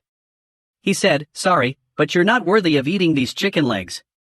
This angered the men, who drew their knives to attack Su Qian. But he took out his gun and aimed at them, killing all three with headshots before heading to the stairs, saying, "I don't remember this many idiots in my previous life. Could my warnings have helped more people survive?" Leading to this, while pondering this, he entered the Department of Reptiles and Snakes laboratory. The room was locked, and seeing that, Su Qian confirmed that no one had entered the lab for a while. He grabbed the lock and broke it with his bare hands. Inside, he found many dead snakes, and the air was thick with decay. While walking around, he finally found what he was searching for, the leader of the snake army in his past life, King Jinshi. At that moment, it was just a black snake eating other snakes, which explained how it had survived. In his last life, this snake was the first to start mutating and devoured many people. Even Su Qian had nearly died in its jaws. He knew that when the flood arrived in a week, it would start mutating, and if it couldn't be defeated by then, it would cause serious trouble. Observing how the snake was staring at him, Su Qian felt it had gained some intelligence and realized he needed to be cautious. But suddenly, Su Qian heard footsteps and realized someone was on the other side of the wall. 3 men are standing on the other side of the door, telling Su Qian that they know he is hiding there. They ask Su Qian to come out. Angrily, Su Qian replies, "It's a critical time now. I can't afford to be disturbed by you guys." He warns them to leave if they don't want to die. Suddenly, he notices a silver-haired girl appear out of nowhere and start attacking them. Everyone is surprised to see that she has been hiding here. Before they can react, she leaps into the air, grabs 2 men with her legs and hands, and kills them. Without wasting any time, she runs toward the man with a gun, grabs his neck, and kills him. Su Qian points his gun at the silver-haired girl, surprised by her moves. But she reacts swiftly, snatches Su Qian's gun, and wraps her legs around him in an attempt to kill him. She is shocked to find that she can't twist Su Qian's neck. Eventually, Su Qian catches her and ties her to a chair. He asks the silver-haired girl who she is and what's going on. The silver-haired girl introduces herself as Bai Kong, the captain of the Azure Tiger Special Operations Team. She warns Su Qian to behave himself and let her go. Hearing about the special forces, Su Qian asks if she knows someone named Lu Xiaofeng from the team. Bai Chang, upon hearing the name Xiaofeng, asks Su Qian if he knows Xiaofeng. Su Qian explains that Xiaofeng once saved his life. After that, Su Qian starts cooking meat in front of Bai Chang. Bai Chang explains that a group of fugitives took over the school, used students as hostages, and stole their weapons. That's right, when the zombie horde attacked the rescue point, Xiaofeng led the civilians to leave first. But he didn't expect that some escaped prisoners had infiltrated among the normal civilians, Su Qian says. In that case, it's not entirely their fault. He starts eating meat in front of Bai Chang, who, after seeing Su Qian's frustration says, as long as they have weapons in hand, these people are nothing to fear. But she asks Su Qian how long he is going to tie her up, and urges him to let her go quickly. Su Qian agrees, saying, "That's fine, as long as you promise not to clamp my head with your legs like you did just now." Bai Chang agrees but demands that she wants to eat steak too. Su Qian, after hearing this says, "It seems like I can't untie it." However, after untying her and giving her a gun, he says, "I have my own things to deal with, so I can't help you too much. I can only provide you with some firepower support." He tells her to hurry up and leave, and don't bother him. Bai Chang explains that she plans to sneak attack their stronghold. Only by retrieving the looted goods can the people trapped in the college survive. So, this might be the only time we meet. Upon hearing about the supplies, Su Qian asks Bai Chang to wait a moment. He then starts pulling a sniper rifle from his bag and says, "Xiaofeng is my brother, so let me help you." A moment later, at the administrative block, the gang boss who stole weapons from Bai Chang asks one of his men about the situation with the students. The man explains that the guys are all waiting outside. "This time, we're definitely going to take down those students in the dorm," he states. After hearing this, the gang boss smiles and says, "Let those who weren't so cooperative earlier go to the front. If anyone's going to die, let it be them." However, suddenly the gate is broken, and Su Qian enters. Upon seeing him, they ask who he is and how he broke in despite more than 20 people guarding outside. Su Qian smiles and teasingly asks, "Do you want to know how I got in?" He points his finger toward one of the gang members and says, just like this. As Su Qian says bang, the man's head explodes. Everyone is shocked, wondering how it happened, exclaiming, he just pointed at him, and then he died. How is this possible? Su Qian warns everyone, if anyone moves, they will die. The gang boss is really scared and says, Su Qian, you punk, quit fooling around. Meanwhile, outside the building, the man whom Su Qian pointed at was killed by Bai Kong. She informs Su Qian that the target has been eliminated, but there are still many thugs in the room. You're in a very dangerous situation right now, she says, clearly nervous about Su Qian's plan to lure the enemy alone, which she finds too risky. A while ago, when Su Qian told Bai Chang about his plan to take back all the supplies, he explained that Bai Chang should take the sniper rifle to the roof of the opposite building. He'll lure the enemy, and then shoot whoever he points out, she recalls, unable to believe she agreed to his absurd plan. However, suddenly, the building windows get covered by clothes. Bai Kong is surprised and asks, why did the curtain suddenly close? She asks Su Qian how it's going on his end, but suddenly she hears a laughing voice, you little brat, don't think you can do whatever you want just by setting up a sniper outside. Bai Chang realizes that she has been spotted. She starts running towards Su Qian, saying, Su Qian, find a way to stall the time, I'll be there to rescue you right away. But then she suddenly hears a voice ordering Su Qian's execution. Furious, Bai Chang runs towards Su Qian as fast as she can, opens the door and exclaims, Su Qian, I'm here to avenge you. But she is shocked to find that Su Qian has already killed everyone. Su Qian, seeing Bai Chang says, you are late, there are no supplies here. Just seconds before Bai Chang arrived, Su Qian had single-handedly defeated all the thugs. He also gathered all the supplies and placed them in his inventory. The boss of the thugs was alive but caught in Su Qian's grip. Terrified, he warned Su Qian that he couldn't kill him because the people behind him wouldn't let him get away with it. Nonetheless, Su Qian killed him, declaring, don't worry, they'll be joining you soon enough. Afterward, Bai Chang arrived and was shocked. She asked Su Qian if he had done all this alone. Su Qian responded that he had just been doing his regular exercises. Besides, the thugs were probably already starving and weak. Hearing this, Bai Kong wondered if anyone else could have raided them. Now that the supplies were gone, she was concerned about what would happen to the students. Su Qian thought that if necessary, he would share some of the supplies he had collected with them, depending on their behavior. Then, he suggested they head to the girls' dormitory. Confused, Bai Chang asked why they were going there. Su Qian explained that he had learned from the thugs that Xiao Feng and the other students were gathered there. Both of them then headed towards the girls' dormitory. In that same room, some corpses were hanging from the ceiling. One of the corpses opened its red glowing eyes. Meanwhile, another man wearing a metal mask, known as Steel Fang, was also approaching the room. He muttered about the captain causing trouble again and wondered if she was even alive. Suddenly, his men found her and shouted, the captain is still alive. Disappointed, Steel Fang said, what a pity, and instructed his men to hurry and get her down. They brought her down, and Steel Fang approached her saying, Sister Zhai, you've been hanging here pretending to be a prisoner for days, did you find the thrill you were looking for? Zhai replied, having a close call with death, Steel Fang, I need your comfort. Hearing this, Steel Fang took out his lash and struck her back. After one lash, Steel Fang asked, Sister Jean, how are you feeling? Jean, satisfied, confessed her masochistic tendencies, saying she was feeling much better. Then, Steel Fang asked her if she had seen everything that happened here, and who had taken his supplies. Jean, with a cold expression, told him it was Su Qian. Meanwhile, when Bai Chang arrived at the girls' dormitory, she saw Xiao Feng was injured. She asked him how he got hurt. Xiao Feng replied, Captain Bai, I'm fine, it's great to see you back. But when Xiao Feng saw Su Qian there, he asked him what he was doing there. Bai Chang told him Su Qian claimed to be Xiao Feng's brother. Seeing that Xiao Feng's injury appeared quite serious, Su Qian asked to examine his wound. Xiao Feng removed his bandage, saying it was just a scratch, but for some reason, it was getting worse. Su Qian told him it was the cannibals, those things that eat people, their nails are full of bacteria and viruses. Without medicine, it could be life-threatening. Hearing this, Xiao Feng said, now, medicines are rare resources, impossible to find, but to die like this, I can't accept it. He was sad, but suddenly Su Qian threw some boxes full of medicine towards him saying, take these, it should be enough. Xiao Feng was surprised to see that many medicines. Bai Chang asked Su Qian where he got so many medicines. Su Qian told her that since Xiao Feng is his brother, it's nothing to him. Su Qian thought, in my previous life, there was a man in the military whose combat power was comparable to a humanoid nuclear bomb, known as the God of War. If that person is Lu Xiaofeng, then my investment won't be for nothing. Xiaofeng said, Su-chen, I owe you a favor, but I know you didn't come here just to deliver medicine. Xiaofeng asked Su-chen what he wanted, and Su-chen, in a serious tone, informed them that a great flood was coming soon, and they needed to evacuate quickly. He explained that the extreme heat had already caused the glaciers to melt rapidly, resulting in seawater flooding. By then, the entire land would be submerged in floodwater.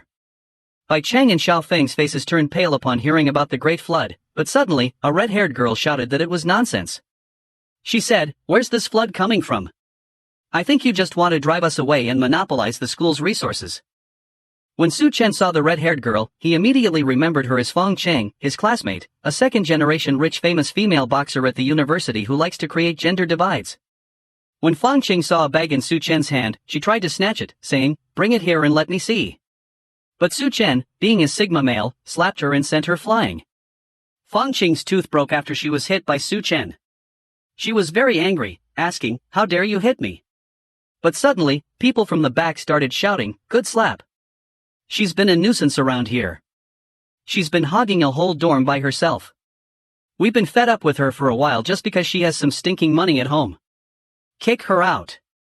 Hearing them, Su-chen said, "Fong Cheng, it looks like you are quite infamous around here."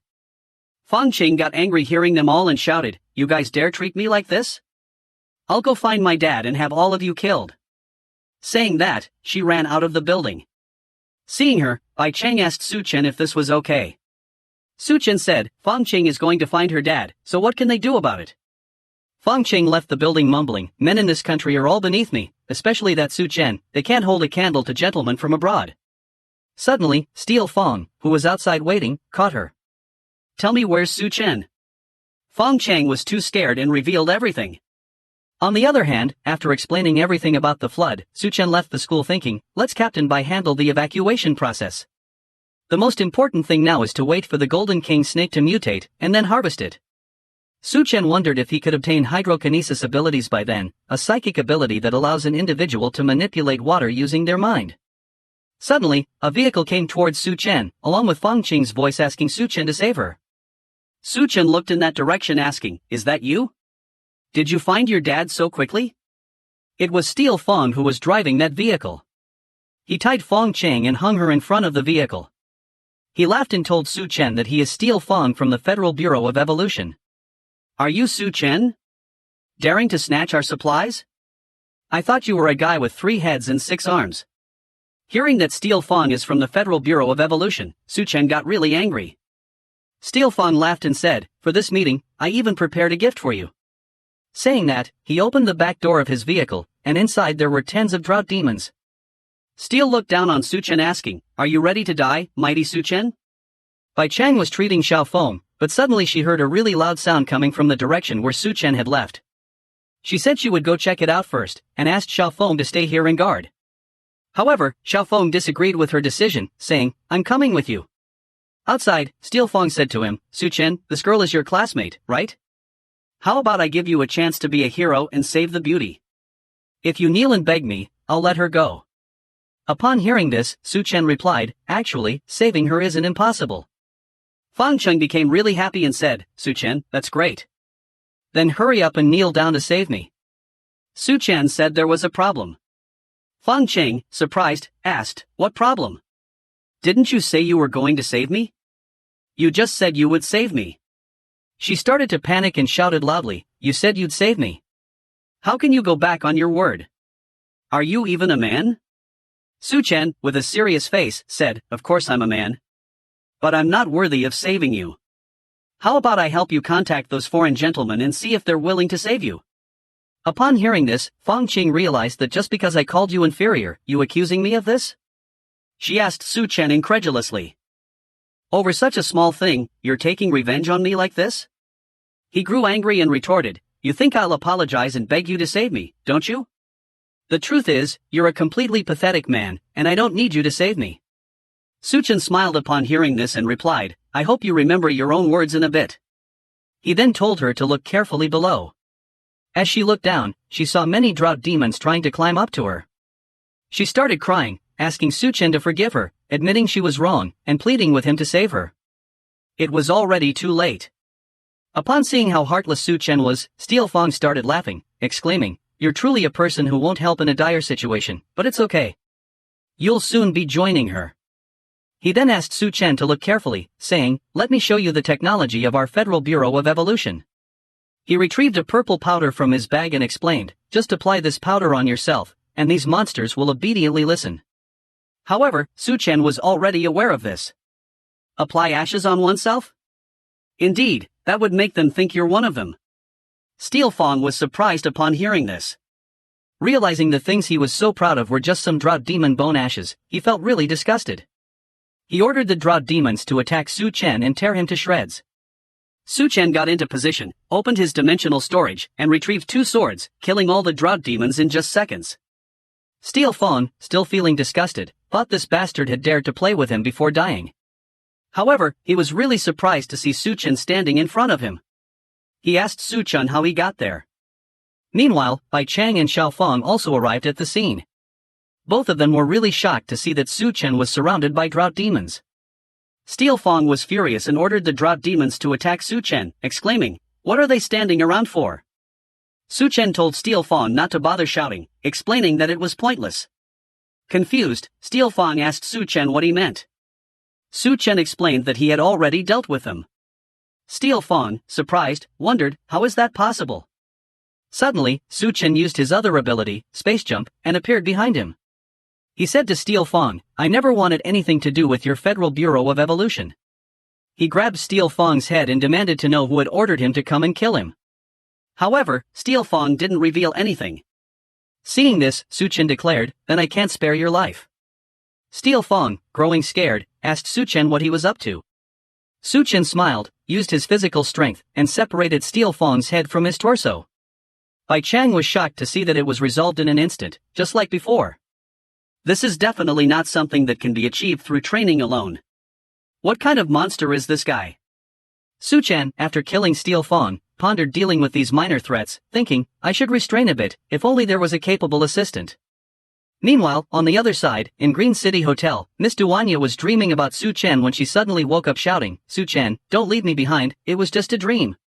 She wondered why he hadn't returned yet, feeling lonely after that intense night. She started remembering what Su Chen had said to her. "If you're useless, what qualification do you have to stay by my side?" She declared, "Su Chen, I absolutely won't become a burden to you." So, she grabbed the gun from the table, thinking, "I want to be Su Chen's right-hand man." Suddenly, she heard some voices. As she opened the door, she was surprised to see that there was no one there. She thought it was weird, the voice clearly came from here. But suddenly, she heard the voice from behind her. As she turned back, she was shocked to see a drought demon there, and she became scared, wondering, how did that thing appear behind me? As she pondered how the drought demon had appeared behind her, she realized there was no space to step back, she was blocked by the table. But suddenly, she remembered she had a gun. However, she was really nervous because the gun slipped from her hand. After hearing a noise, the drought demon attacked Miss Duanya. She thought they were doomed. However, instead of attacking her, the drought demon struck the chair beside her. Duanya, surprised and confused, wondered, what's going on? What's this guy doing? Has he been sniffing around? Could it be that he can't see? She took a sigh of relief, thinking she got lucky this time. But now he was too close. If I make any sound, he'll attack. What should I do? So, she seized this opportunity to reach for the gun. However, she could not reach it. As she tried her best to reach the gun, the table slipped and made a noise. Duanya realized she was in real danger this time. After hearing the noise, the drought demon ran toward Duanya to attack her. She remembered what Su Chen had told her. "My resources are limited, so I can't keep you just because you're pretty. Finding the crystal core in a monster's head will grant you abilities. I don't allow useless people around me." She shouted that she was not useless and attacked the drought demon with her heel. However, as she withdrew her heel from the drought demon, he caught her leg. Duanya became really angry. She attacked the other eye of the drought demon and pushed him back. As the drought demon fell to his knees, Duanya grabbed an axe from the side and said, "Su Chen, it's a shame you didn't see this. I'm not useless at all." She stepped on the drought demon and said, "Let me see if there's a crystal core in your head." Meanwhile, at Engineering University, Bai Chang and Lu Xiaofeng followed Su Chen's advice and started organizing the students to evacuate. Bai Chang even contacted her brother Bai Ming, asking him to bring his troops to join them and ensure the students' safety. And the snake, which Su Chen paid special attention to, also began its mutation. So, Su Chen went into the laboratory department of reptiles and snakes. He stood in front of a mutated snake and said, "Let me see just how far you can mutate." He even prepared a big bucket of water for it, thinking that the snake needed to get into the water to complete its mutation. This would save him the trouble. As the snake entered the water bucket, it started its mutation. Su Chen was really surprised to see the snake's mutation in front of him. Suddenly the water bucket exploded, and Su Chen's vision was blocked by the explosion. As his vision cleared, he saw that the little snake had mutated into a giant snake. Surprised, Su Chen said, "Such massive growth from just the initial mutation. Good thing it was only given a bucket of water. It would have been a disaster if it had waited for the flood to come." Su Chen retrieved a sword from his dimensional storage and asked the mutated snake, "If you choose to submit to me, I might consider keeping you as a pet." The mutated snake chose to escape. As it saw a window, it tried to escape through it. Su Chen, surprised, thought, "Looks like this guy has really grown some intelligence." As the mutated snake thought it had successfully escaped, Su Chen jumped from the window and attacked the snake, saying, "So this is the snakeskin walk? Unfortunately, it's not fast enough." However, his sword broke upon hitting the snake, and he realized that the mutated snake's scales were actually really hard, and he couldn't kill it with an ordinary sword. On the other hand, the mutated snake saw this as an opportunity and tried to attack Su Chen. However, Su Chen dodged the attack and countered, saying, "If the blade doesn't work, then I'll just use my fist to smash you to death." He jumped into the air and punched the mutated snake, smashing it into the ground. However, without wasting any time, the mutated snake entangled Su Chen. Su Chen asked the snake, "Was that attack just now just a feint? Is this your true goal?" After entangling Su Chen, the mutated snake opened its mouth to eat him. On the other hand, Bai Ming teasingly asked his sister Bai Chang, "Can't bear to part with that handsome guy named Su Chen?" Bai Chang replied, "If you don't speak, no one will think you're mute." Bai Ming then asked her if she really liked him. "If Su Chen stays here, isn't he doomed?" Bai Chang responded, "Su Chen won't die." Bai Ming asked if she was sure. She explained, "The first time I saw Su Chen, I could tell he was very strong. That deep gaze, mysterious and unfathomable. It's like he's a monster. We will definitely meet again." Meanwhile, Su Chen grabbed the mutated snake and said, "You don't think this will trap me, do you? I've heard snakes have highly developed nerves. Even if you chop off their heads, they can still bite. But what if it's like this?" After saying this, he swung the snake rapidly to free himself from its entanglement. Then, he opened the snake's mouth, placed his leg on its jaw, and cut it into 2 pieces. After killing the mutated snake, he grabbed the purple crystal from its head and smiled, saying, "Let's see what kind of ability you can bring me." If the extreme heat destroyed people's will, then the flood sweeping the entire world completely obliterated human civilization. Even inland cities like Xanadu could not escape the devastation of the flood. The low terrain of Engineering University left only tall buildings like the administrative building above water. Meanwhile, Su Chen, having absorbed the Golden King Snake's crystal core, was now immersed in the floodwaters.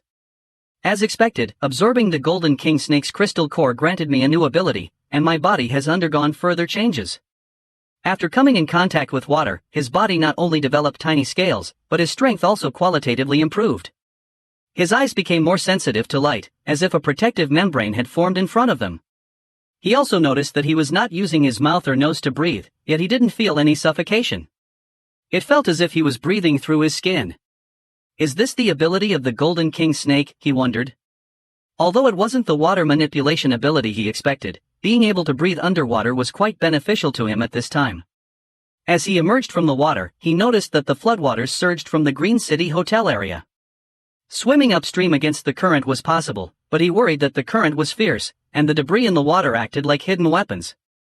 It seemed the volcanic eruption had reached its peak. Because Xanadu was far from the volcano, the sky still looked relatively clear.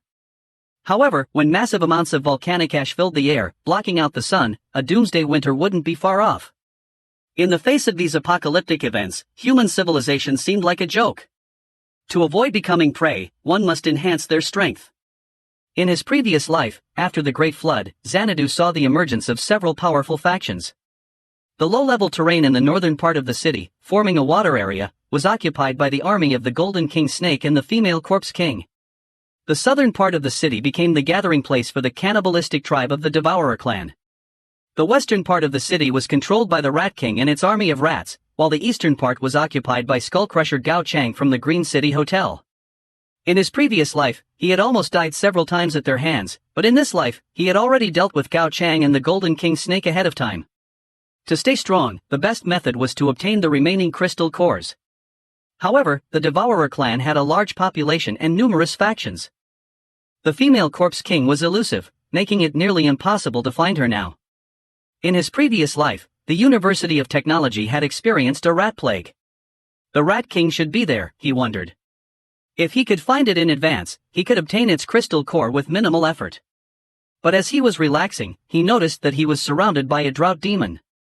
On the other hand, there were two people hanging on a mobile tower in the middle of the floodwaters.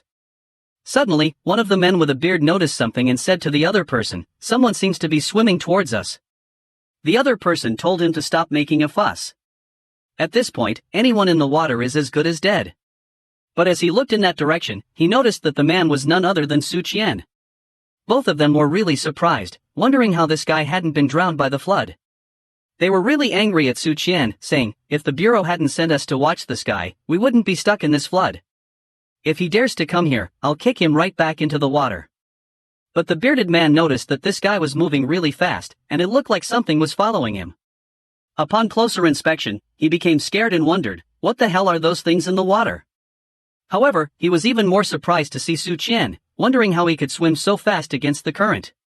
After noticing that Su Qian was heading in their direction, they yelled, "I'm warning you, don't come any closer." Upon hearing the name Federal Bureau of Evolution, Su Qian thought to himself, in this lifetime, their influence has already spread this far, I can get some information on the situation. So, he jumped towards them, placed his foot on it, and climbed to the top of the tower. The other man caught his hand in time and told him to hold on to the pillar, but the bearded man couldn't reach it. The other man assured him, "Don't be afraid, I'll definitely pull you up." The bearded man asked him to let go, explaining, "I'm too heavy, if this goes on, we'll both die." However, the other man disagreed, saying, "I'll never let go, if we die together." Meanwhile, Su Qian, sitting at the top of the tower, asked the man holding the bearded man, "Tell me everything you know about the Federal Bureau of Evolution." That man said nothing, indicating that even if they were killed, others would avenge them. Su Qian smiled, saying, "Very well, you have guts, but don't blame me then." Meanwhile, a drought demon also reached there. Suddenly, the drought demon grabbed the bearded man's leg and pulled him down. Su Qian smiled and said, "He got pulled down himself, it's really not my fault." The man shouted, "Bro, I'm coming to save you." After saying that, he also jumped into the water. However, he realized that he was no match for the drought demon, thinking, "I'm going to die." But suddenly, Su Qian killed all the drought demons one by one. After seeing Su Qian, the man was really surprised, thinking, "This guy, is he really human? He's too strong." A moment later, when Su Qian saved both of them, the man expressed his gratitude to Su Qian, saying, "I do owe you one, I'll tell you what I know." He explained that they were actually sent by the Federal Bureau of Evolution to monitor him. The Federal Bureau of Evolution is located at the Science and Technology University, led by Chief Liu and a team of researchers. They just do what they're told, following whatever orders come from above.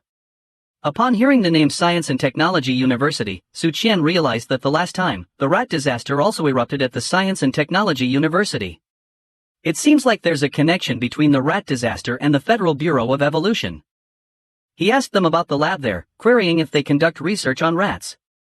The man explained that only researchers are allowed into the labs, and they don't know much about what goes on inside. After hearing everything, Su Qian made up his mind to investigate the situation there before the rat disaster could unfold again. Meanwhile, Duanya, who was still in the Green City Hotel, luckily obtained a crystal core from a zombie's head. She has already consumed the crystal core, but she didn't feel any change, and wondered if she had succeeded.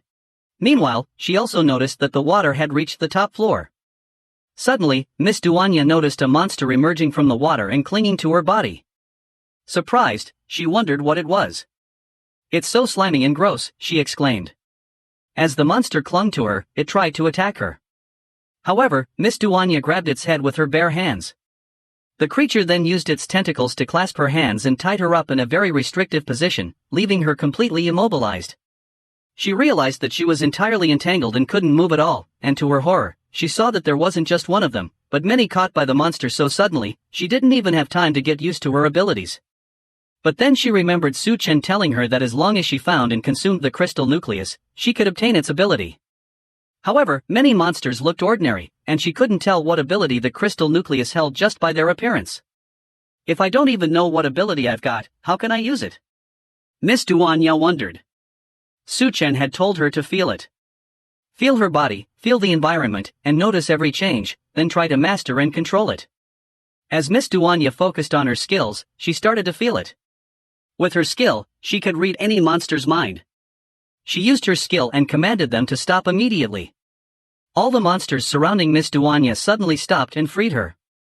After freeing herself from the monsters, Miss Duanya exclaimed, "How annoying! Now I'm all sticky and gooey."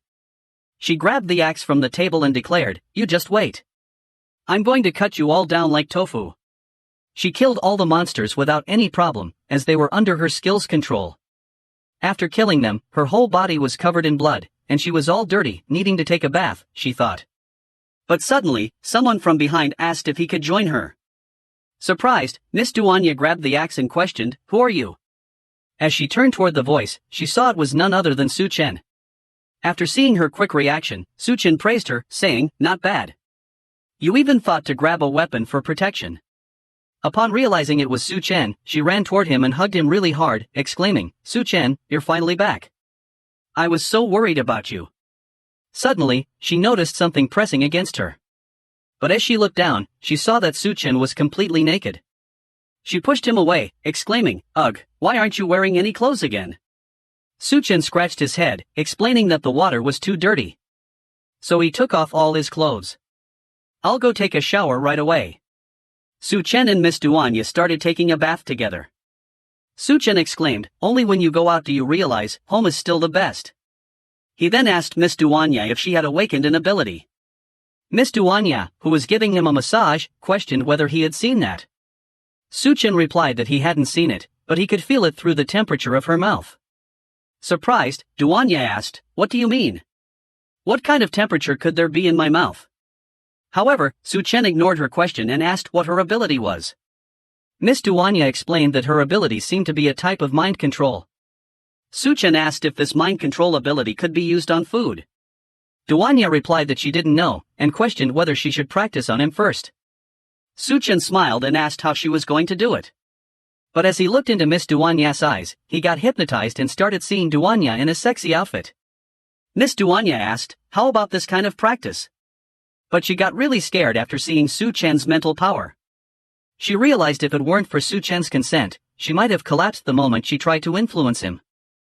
Su Chen smiled upon seeing this ability, and said to Miss Duanya, "It's quite a good ability. I'm going to make you practice until your legs go weak." The next day in the city hotel, Su Chen was teaching Miss Duanya how to use a gun. They were practicing, and Su Chen grabbed her from behind to adjust her posture, explaining, "Focus your mind, control it with your thoughts, and then set your aim." But Miss Duanya questioned, "Weren't you going to the University of Technology? Why do you still have time to teach me shooting?" Su Chen told her that he was giving her half a day to familiarize herself with her abilities and shooting skills. He also mentioned, "You're from the medical university, right?" Miss Duanya said yes, but questioned why he was asking this now. Su Chen explained, "Because you're coming with me this time. It's time to show your usefulness." Later, both of them started heading toward the Science and Technology University. Feeling embarrassed, Miss Duanya asked Su Chen, "Is it okay for me to come out dressed like this?" Su Chen reassured her, "It's fine. Even if you don't wear anything, no one can do anything to you." However, Miss Duanya, really curious, asked Su Chen if he had been to the Science and Technology University before. Su Chen replied, yes, saying he came to see a friend and wondered if he survived. Miss Duanya, who was wearing a sexy bunny outfit, assured Su Chen, "Don't worry, good people have good fortune." A moment later, Miss Duanya told Su Chen that they had arrived at their destination. Surprised, Duanya wondered if this was really the Science and Technology University. But suddenly, Su Chen sensed danger when a man standing in front of the Science and Technology University door started firing at Su Chen and Miss Duanya. Su Chen grabbed Miss Duanya and hid behind a ship. Suddenly, the man stopped firing and asked both of them who they were and what they were doing here. Su Chen thought this was the Science and Technology University, where the mutant Rat King rose last time.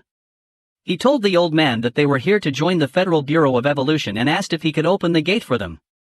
Suddenly, the old man noticed Miss Duanya and demanded, "If this sweetie spends the night with me, I'll let her in."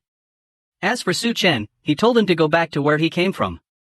However, Miss Duanya used her ability and hypnotized him, saying, "Brother, for the sake of this braised pork, could you open the gate for us?" Upon seeing the braised pork in this kind of world, the old man was really surprised. He ordered his man, Lu Tao, to open the gate quickly, saying, "I haven't seen meat in ages." As the gate opened, Su Chen drove his boat in. As they came in, the old man told Su Chen to park the boat by the side and gave him the braised pork.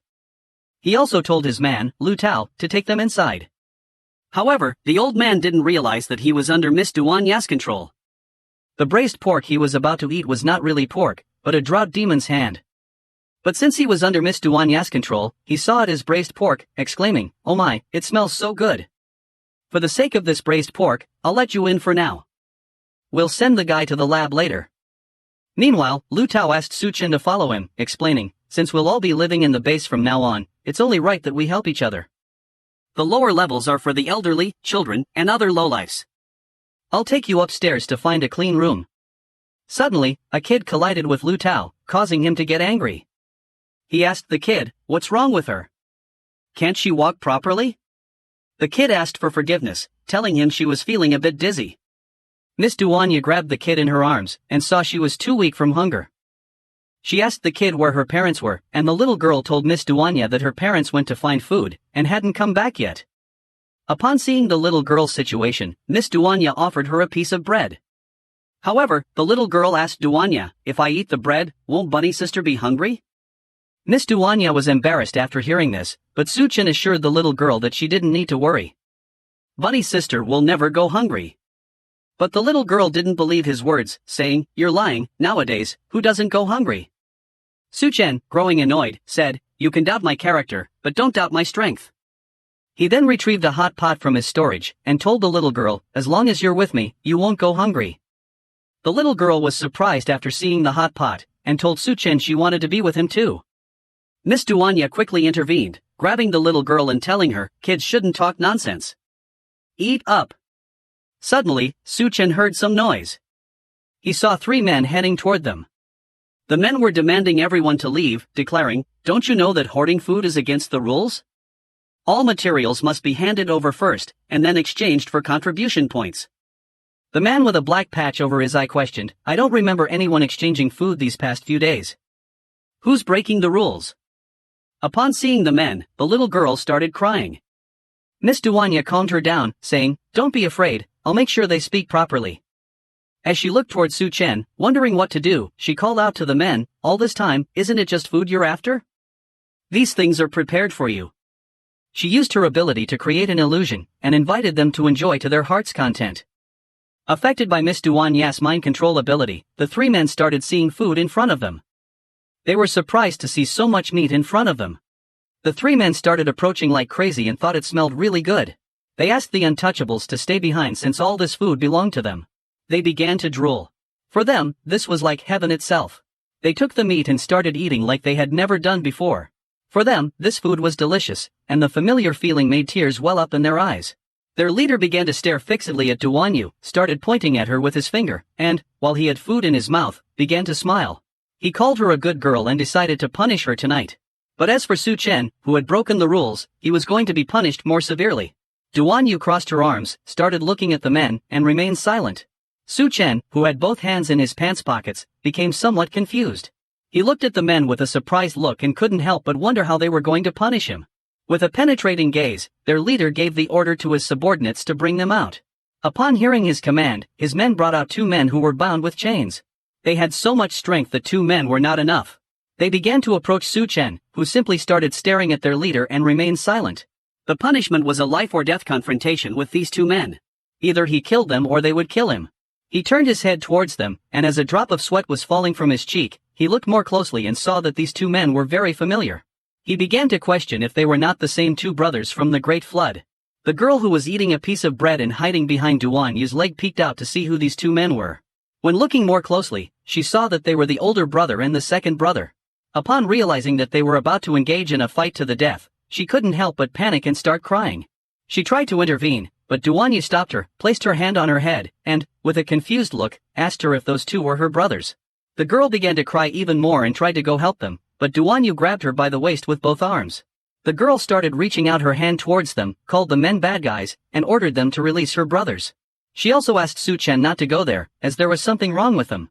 The man with dreadlocks who was eating meat like a pig told the girl that her brothers had ruined the mission and couldn't obtain contribution points as compensation, so for this reason they had been sentenced to death. Their leader, who was also eating like a pig, started smiling and told her that he was capturing them in order to have fun with them. He took a chicken thigh, took a bite, and started staring at Su-chen. He didn't expect them to actually get to know each other. For him, this was even more interesting. He decided that if he lost the duel, then he would let the little sister join her brothers. He planned to throw the girl into the water and feed her to the water ghost. At the same time, the water level of the Great Flood slowly began to rise again. Their leader decided that if Su-chen won, then he would throw the three brothers into the water to feed the aquatic monsters. The two brothers, who previously seemed like ordinary people, now looked like zombies. Behind Su-chen was the man with brown hair, who was tied up with two chains. Su-chen began to look at the man with a serious gaze and thought that these two brothers seemed to have fallen into some kind of frenzied state. He didn't know if they had been injected with drugs. Their leader took another chicken thigh, took a bite, and while eating, he stared at Su-chen and shouted for his men to release the chains.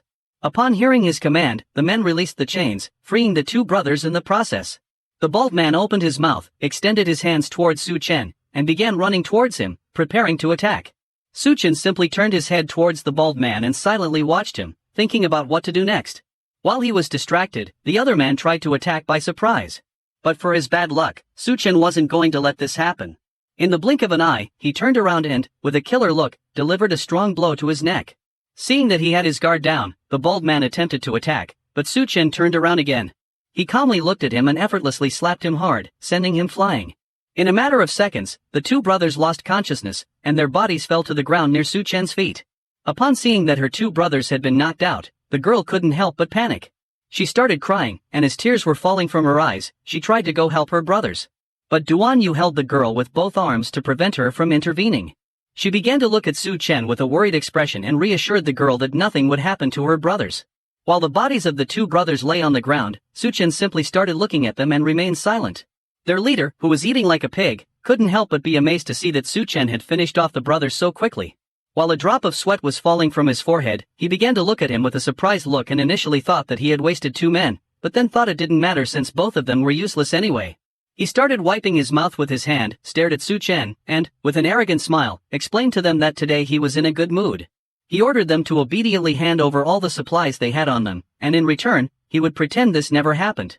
Su-chen turned his body towards him, began to stare into his eyes, and, with a calm expression, asked him why he had to hand over the supplies. Upon hearing this, the man wearing a crest stood up and, with a serious look, asked him if he was a newcomer. According to the rules, anyone who entered the technology university had to comply with Grand Lu's rules in order to avoid problems and eliminate parasites. The leader, who was standing next to him, holding a chicken bone in one hand, began to smile and told Su-chen that what his subordinate was saying was correct. They didn't keep idle people here. If he wanted to stay, then he needed to earn contribution points. One had to pay resources in search of objects to exchange for contribution points. Su-chen quickly realized that contribution points were the same as money but clearly benefited those who had established the rules much more. He began to look at the leader with a calm gaze and explained to him that the last ration of supplies they had was the one they were currently eating. At that moment, a fat man appeared behind them and, with an ominous look, advised Su-chen that if he wanted to earn contribution points, it would be better for him to work for him. Upon hearing his voice, the expression of the leader and the man with a crest changed drastically. They couldn't help but start sweating and panicking. The leader turned his head back and, with a look filled with terror, immediately recognized the man as Captain Gua. Upon seeing Gua, I couldn't help but be amazed. She started looking at him with a surprised gaze and began wondering what was happening and where this guy had come from. Su-chen simply began to observe Gua with a calm gaze and remained silent. A man who had lost several teeth was biting on a wooden and chain-made muzzle. This man was one of Captain Gua's subordinates, holding a giant log with both hands. They were carrying a throne on their shoulders, on top of which there was a wooden chair in which Captain Gua was sitting. Next to the chair, there was a woman who looked quite terrified. Captain Gua, with both hands resting on the arms of the chair, began to stare at Su-chen and asked him to work for him since he could offer him accommodation and food, as well as a good salary and contribution points. At that moment, one of the men who was holding the throne stumbled and fell to the ground, causing the legs of the others and the throne to start shaking. Captain Guo began staring at the man with a murderous look and remained silent. Then he grabbed a spear with his hand and forcefully threw it towards the man, piercing his chest in the process. The man opened his mouth and started screaming in agony. Upon seeing this, I couldn't help but be shocked. She started looking at Captain Guo with a surprised look and couldn't help but wonder what was happening. Su Chen was also in shock. He didn't know who Captain Guo was. He put his hand under his chin, and with a smile, he explained that, as they had seen, he was very short-staffed. Su Chen's arrival was perfect to take the place of the man he had just killed. He wanted to take you with him. He even offered her a can of canned meat and the luxury of eating instant noodles. After saying this, he asked her what she thought about it. He grabbed the woman next to him by the head, sat her on his lap, and began staring at her intently. With a smile, he explained to everyone that it was now the end of the world and industrial production had stopped long ago. He had invested a good fortune in her, but now she was starting to bore him. The leader, who was eating, started looking at Su Chen and asked him not to reject the captain's invitation. He also advised him not to underestimate his generosity. The man next to him couldn't help but start sweating and feeling happy because now that the captain was going to have a new woman, they were going to be able to enjoy the previous one. Upon looking more closely, Captain Guo saw that they were eating meat. He started staring at them with a penetrating gaze and asked what they were eating. The leader and the other man quickly turned their bodies to the other side and couldn't help but start sweating. They panicked because they had been so distracted enjoying the meat that they had forgotten that secretly eating meat without the captain knowing was a serious crime. Upon remembering this, the three prostrated themselves before the captain, and the leader, who was sweating, began looking at the ground and apologized to him. He added that they would never dare to do something like this again and asked for another chance, promising him that in the future, any food they had would be given to him first. Captain Guo turned his head back, started looking at them with an aggressive look, and ordered them to be quiet because he was suffocating from the smell. He asked them if they had been eating shit and also ordered them to stop talking and leave as quickly as possible. Duan Yu couldn't help but feel somewhat confused and began to wonder what was happening. Su Chen began to stare at him, and it didn't take long for him to realize that not only had he discovered Duan Yu's power, but it also hadn't affected him. The leader and the two men stood up and were somewhat confused upon hearing the captain's words. They tried to explain to him that what they had eaten was meat.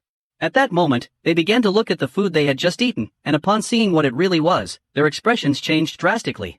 They were terrified, and they couldn't help but wonder what was happening. The leader opened his mouth and tried to vomit because he felt a lot of pain in his stomach. The three quickly put their hands on their stomachs, turned their backs to them, and started running towards the bathrooms. They couldn't hold it anymore, and they didn't know why suddenly their stomachs hurt so much. As they were moving away, Captain Guo began to look at them and couldn't help but wonder how he ended up with such stupid subordinates. He was very tired, and one day he would kill them once and for all. Su Chen began to stare at Captain Guo and thought that this was very strange. He didn't feel any supernatural power in this guy. He just gave him the feeling of being stronger than others, and under his influence, the others had awakened from Duan Yu's mental control. He didn't know what kind of person Lu Liata was, but seeing his subordinates, he came to the conclusion that he wasn't going to be someone easy to deal with. Captain Guo approached him, started looking at him seriously, caught his attention, and asked him what he thought about his previous proposal. Upon hearing his voice, Su Chen snapped out of his trance, turned his head towards him, and, with a calm gaze, thought that killing him now would only cause problems in the mission. He decided it was better to first find the mutant mouse and then figure out what to do with this guy. He began looking at Captain Guo with a dismissive look and told him that he wasn't interested. Upon hearing this, he started laughing and asked him not to worry because he knew that someday they would come looking for him. After saying this, he decided to leave and gave Lu Tao the order to come forward and take his place. Upon hearing the captain's order, Lu Tao began running towards him and responded with understanding. The captain decided it was time to leave. Lu Tao took the front seat, and they left. Su Chen started looking at them with a serious look and remained silent, lost in thought. Duan Yu turned her head towards him and caught his attention, apologizing to him. She explained that Captain Guo's mental strength was quite strong, which is why her special ability had no effect on him. Upon hearing her voice, Su Chen snapped out of his trance, turned his head towards her, began looking at the ground, and reassured her not to worry because these guys hadn't died after eating the aquatic monsters' corpses.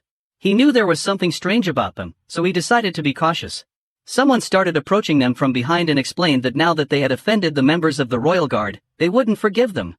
Upon hearing this, Su Chen slightly turned his head back and saw a man approaching from behind. A gray-haired man with a bandaged head approached them. He took off his hood using both hands, started looking at Su Chen with a serious gaze, and asked him to come with him immediately. Upon seeing that the man knew him, Su Chen couldn't help but be somewhat surprised.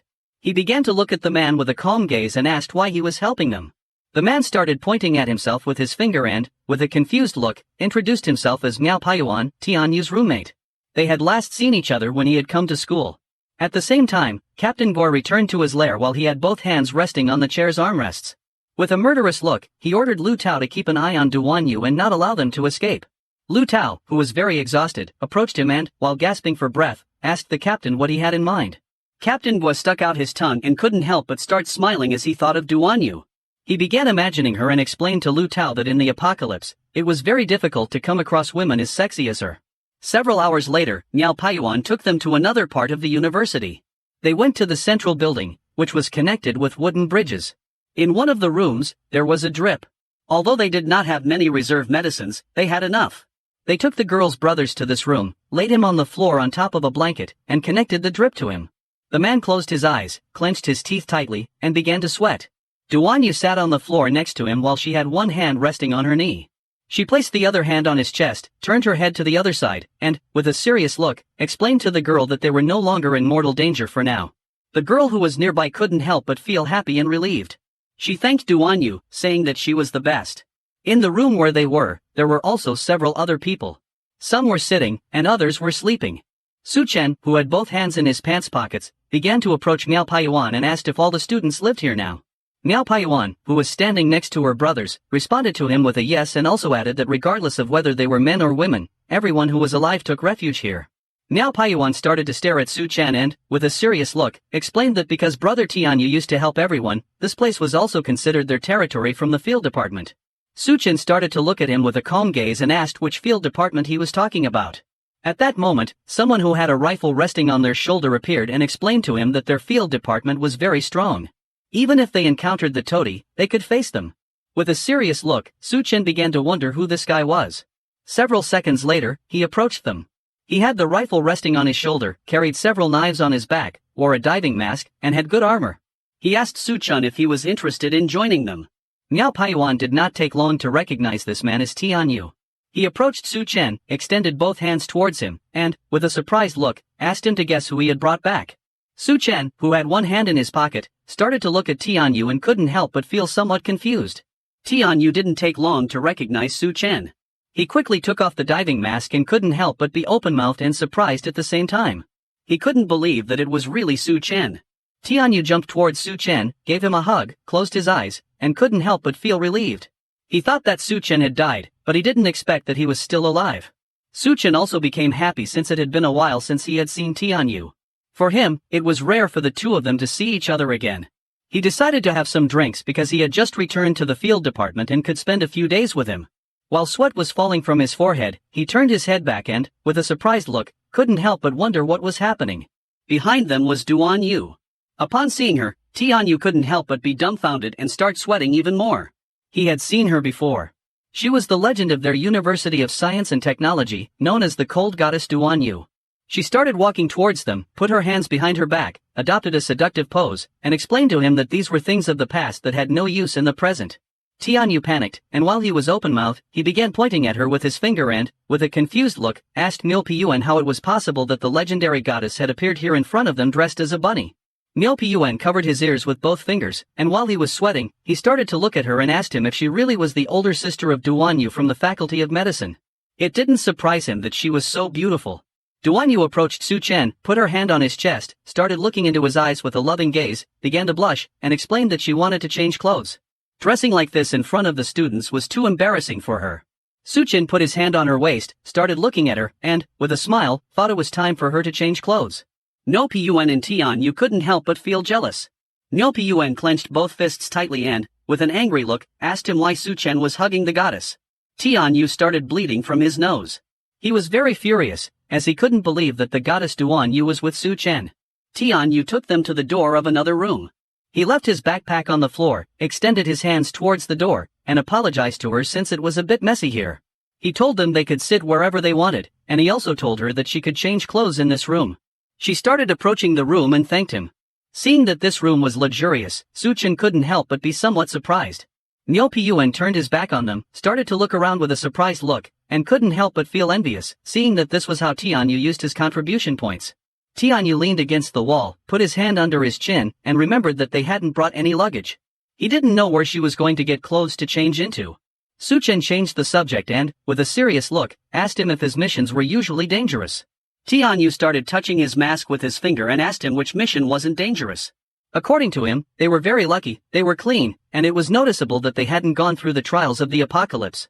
He asked them not to leave here and requested that they join their team so he could take care of them. He opened his eyes and, with a serious look, revealed to Su-chen that even doctors as excellent as Duanyu didn't even need to go out looking for food, she was just going to take care of the wounded. He started staring at Su-chen and decided to remind them of something.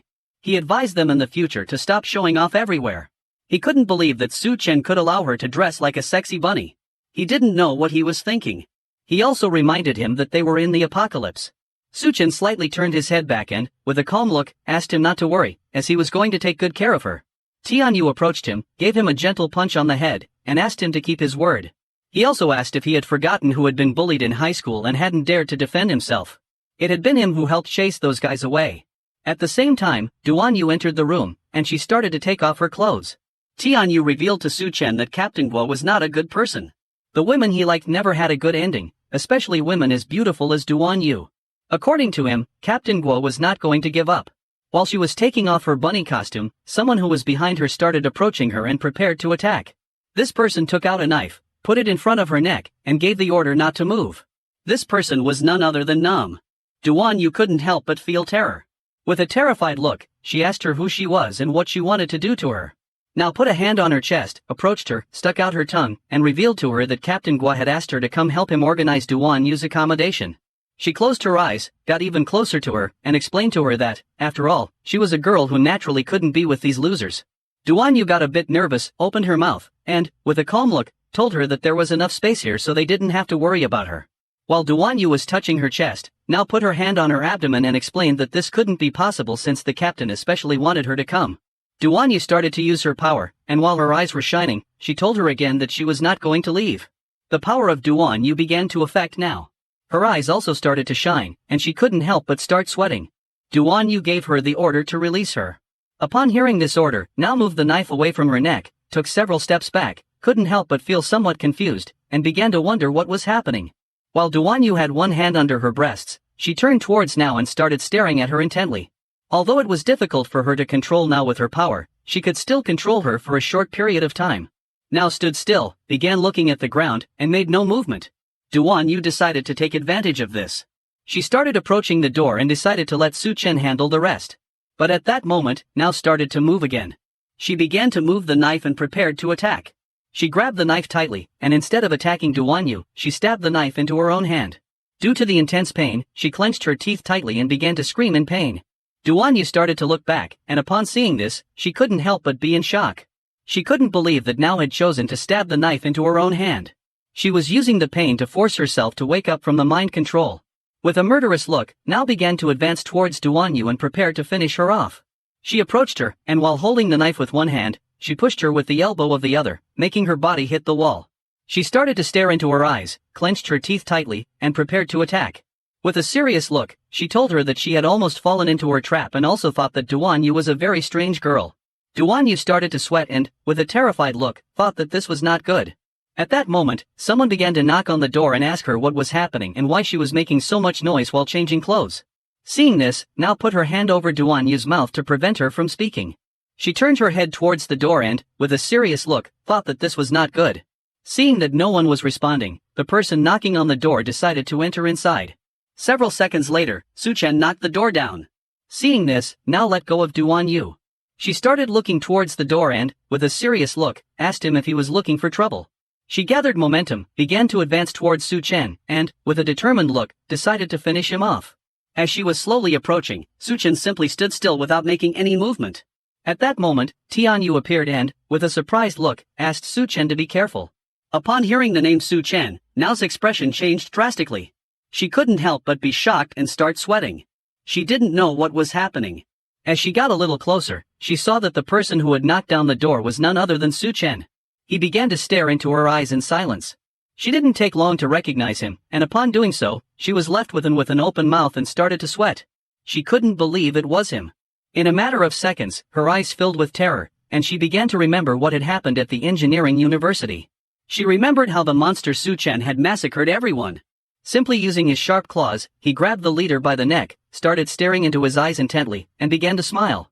It didn't take her long to realize that the guy in front of her was a demon. Suchin adopted an offensive stance, began to stare at Now with a piercing look, and prepared to attack. Although she had also killed many people, her intuition told her that if she attacked him, then she would die. She began to tremble, and with a look full of terror, she decided to do something to prevent this from happening. Xianyu put his hand in front of Su Chen to protect him from her attack. But at that moment, something happened that no one expected. He couldn't help but stay in shock and start wondering what was happening. Instead of attacking, she threw herself to the ground, placed both hands on it, bowed her head before him, and prostrated herself before him. Su Chen didn't even move. He started looking at the ground and remained silent. Duanyu turned around, and upon seeing this, she couldn't help but feel somewhat confused.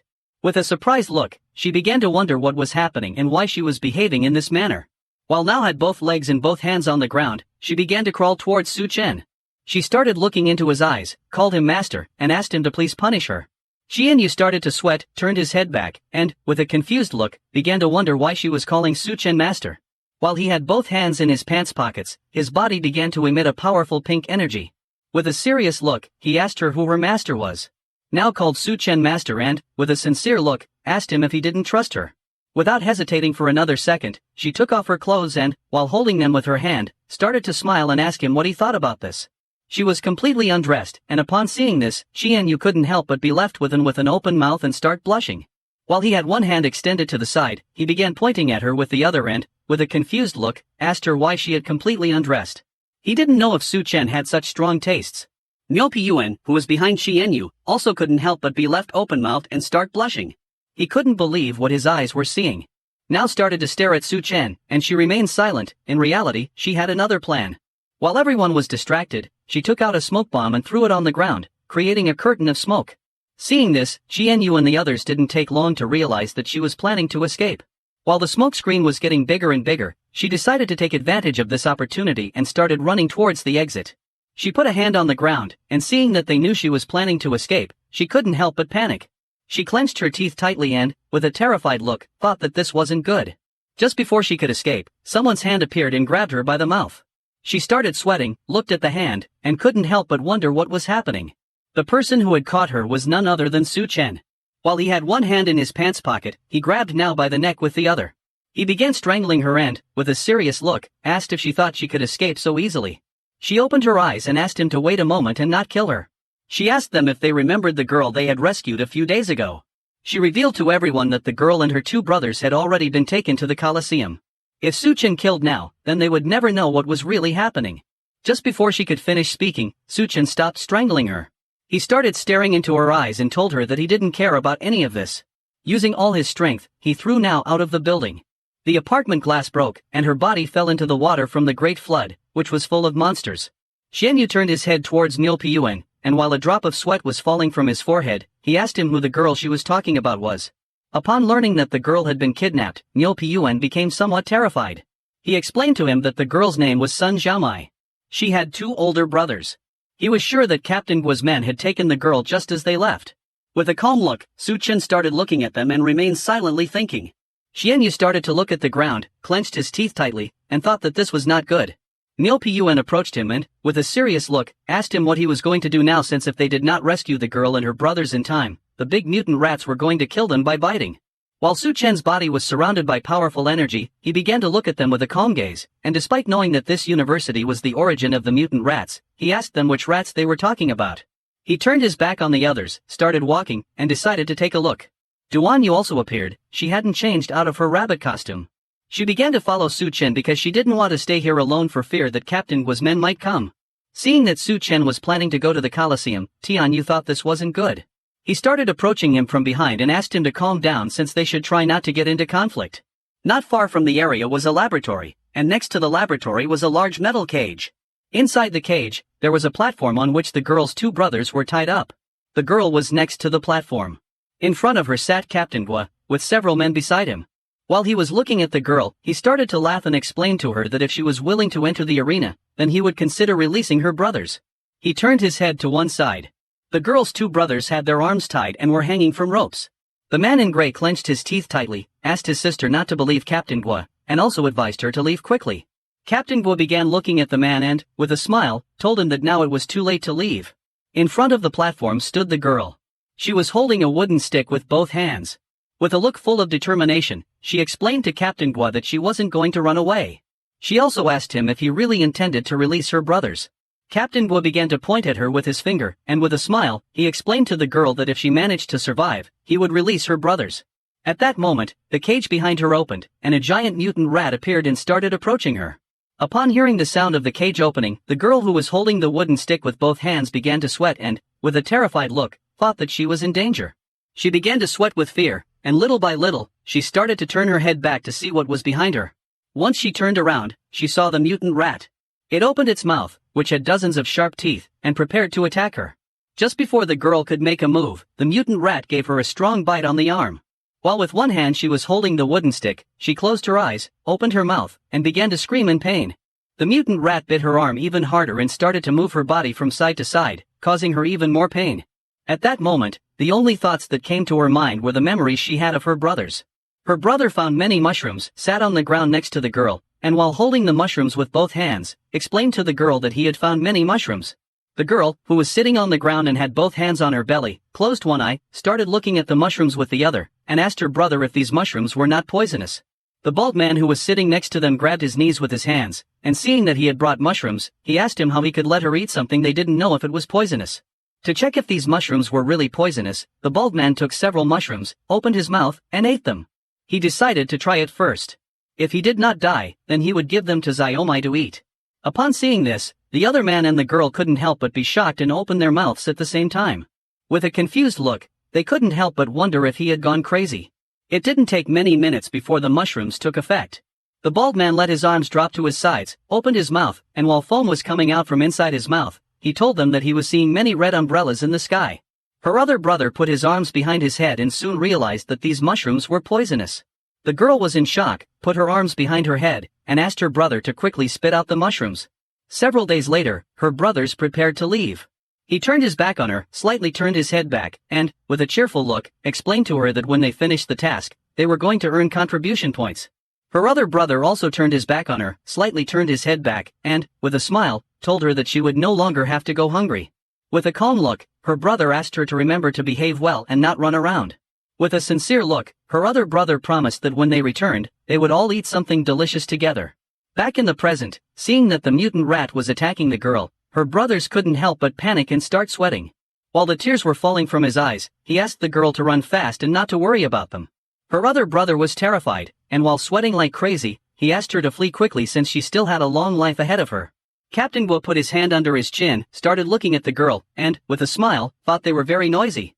He asked them both to be quiet.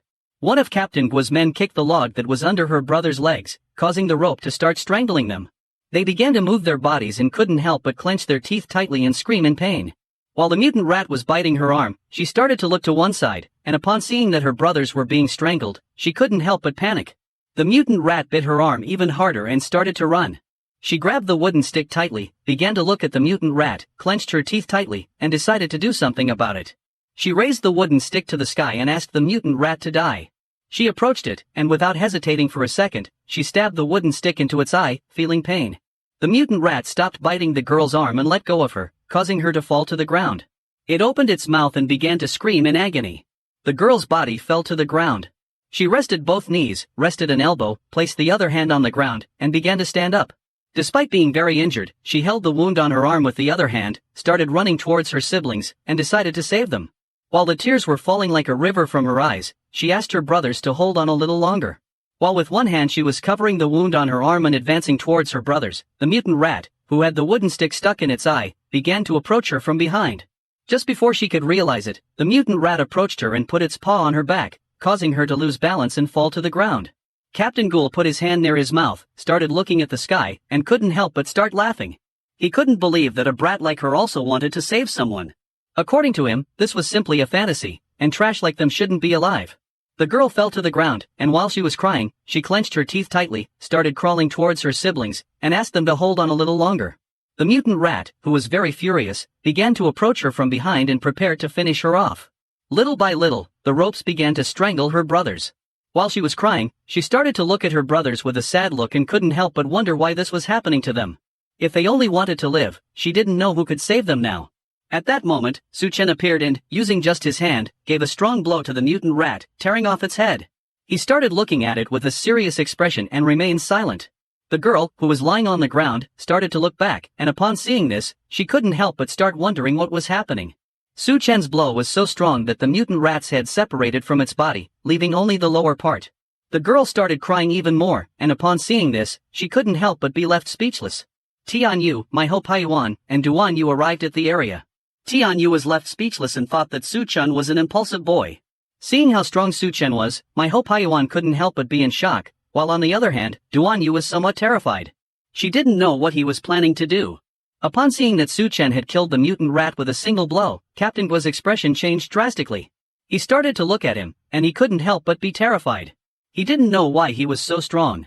Su-chen brought his hand to his face, began to look at it with a calm gaze, and upon seeing that the mutant rat was only of this level, concluded that this rat was nothing more than big.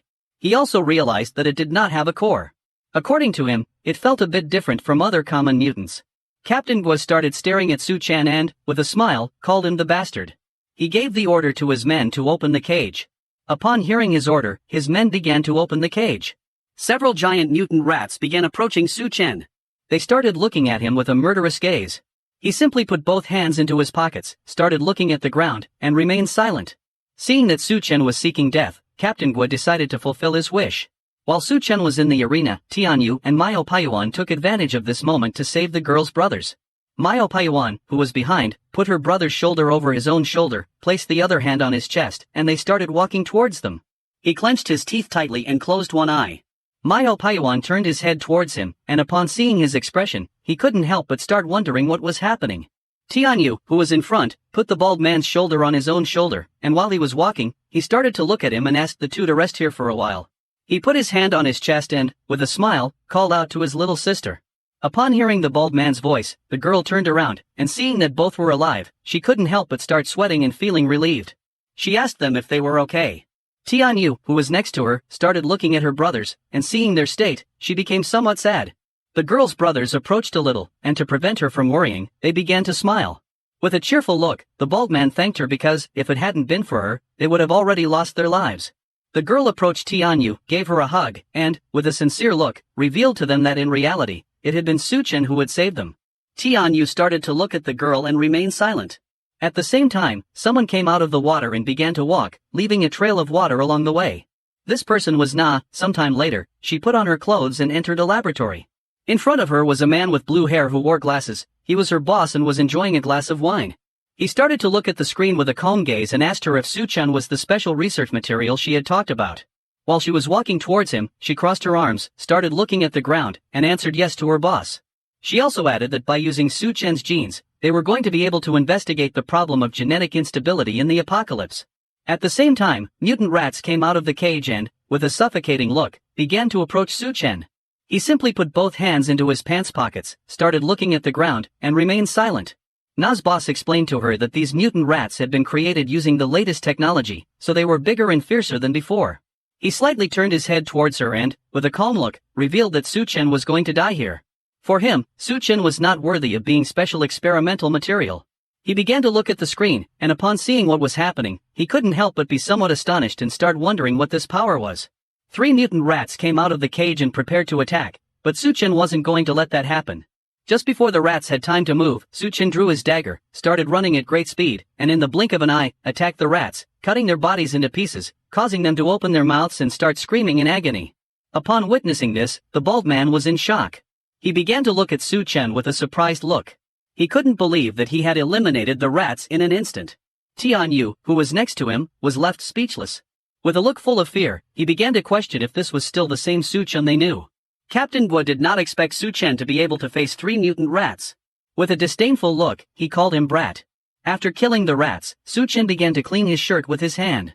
With a calm look, he started to carefully observe the corpses of the rats and soon realized that these rats also did not have crystal cores. At the same time, the loudspeaker started to sound, and someone began to cough and ask everyone to pay attention. The corpses of the rats fell to the ground, causing mist to appear. Su-chen let his arms drop to his sides, started looking at the ground, and remained silent. In front of him was a platform, and on top of it sat Captain Guo on his throne. Next to him was a woman who was chained. The person who had activated the loudspeaker was none other than Na's boss. He approached the microphone, and while observing everything, he began to smile and informed Captain Guo that Su Chen was the test subject he needed. He gave the order to Captain Lao Guo and Tianyu to capture and bring Su Chen to the laboratory. Guo knew that Tianyu was on Su Chen's side now that the boss had spoken. He couldn't help but start smiling because Tianyu was finished. Tianyu panicked and, while sweating, thought that this was not good. Their boss wanted to capture Su Chen to experiment with whether he was alive or dead. The mist started to get thicker, and Su Chen, who was standing on the arena, remained calm, began to look at Captain Guo, and prepared for any possible attack. Tianyu started sweating. She extended both hands to the sides and, with a worried expression, thought that Su Chen was in danger. Niu Piyuan, who was behind her, approached her and, with a shout, caught her attention and asked her to follow him since it was time to leave here. The situation no longer looked good. If they didn't leave now, they wouldn't be able to do so later. Despite being in shock, she tried to stay calm. She wasn't going to leave while Su Chen was here, she wasn't going to leave him alone. Captain Guo stood up, started to approach the mace, and while he was laughing out loud, he told Tianyu that he had heard that they were brothers. Everyone who was in the university had survived thanks to the boss, so he asked him which side he was going to choose. Tianyu started to look at the ground with a lost gaze and began to think about what to do now. Su Chen started to look at Tianyu and asked him what was happening. He raised his head and, with a calm voice, explained that their boss was named Lu Haiyan, who, at the beginning of the apocalypse, had developed a potion that could make people stronger, therefore, he was the person who controlled the university. With a serious look, he began to stare at the ground, and it was revealed to him that the potion Lu Haiyan had created drained one's life force in exchange for power. So once they no longer had the potion, they would become weaker than anyone else. Su Chen understood how Tianyu felt, so with a cheerful look, he asked if he was willing to come with him if he told him that he had a solution to this problem. Tianyu didn't even lift his gaze and apologized to Su Chen because he had no other choice. Upon seeing this, Captain Guo stood up and couldn't help but start laughing like a madman since he didn't expect to see a show today where two brothers were going to face each other. For him, this was very interesting. He began to stare intently at Tianyu and, with a smug smile, asked him to hurry up as the boss was waiting. He grabbed the mace, jumped, and, while advancing towards Su Chen, told Tianyu that it was time to get down to business. Su Chen started to look to one side, and upon seeing this, she decided it was time to get serious. At that moment, someone made a great leap, and just before Captain Guo could approach Su Chen and attack, Tianyu appeared, gave him a strong kick in the face, and told him that today he did not want to choose. His kick was so strong that Captain Guo's heavy body shot towards the ground. Guo, who was holding two maces with his hands, crashed into the ground, causing him intense pain. Several seconds later, Tianyu landed on the ground, and while he had one hand clenched into a fist, he removed his armor with the other. He began staring at him aggressively and prepared to strike again. Captain Guo, who was lying on the ground, couldn't help but start to get angry. He stood up, lost his composure, started shouting, and asked if he was challenging the boss. Tianyu's body began to emit a powerful aura. He remained calm and, with a serious look, told him that their boss was a rat who was only using the potion to control everyone. He turned his back on Su Chen and decided to fight since his life no longer mattered. Su Chen, who was standing behind him, was somewhat confused, as he didn't know what was happening or why he was behaving this way. Duan Yu and Mio Paiyuan were somewhat surprised. Su Chen began to look at him with a cheerful gaze and, with a smile, thought that he hadn't changed at all.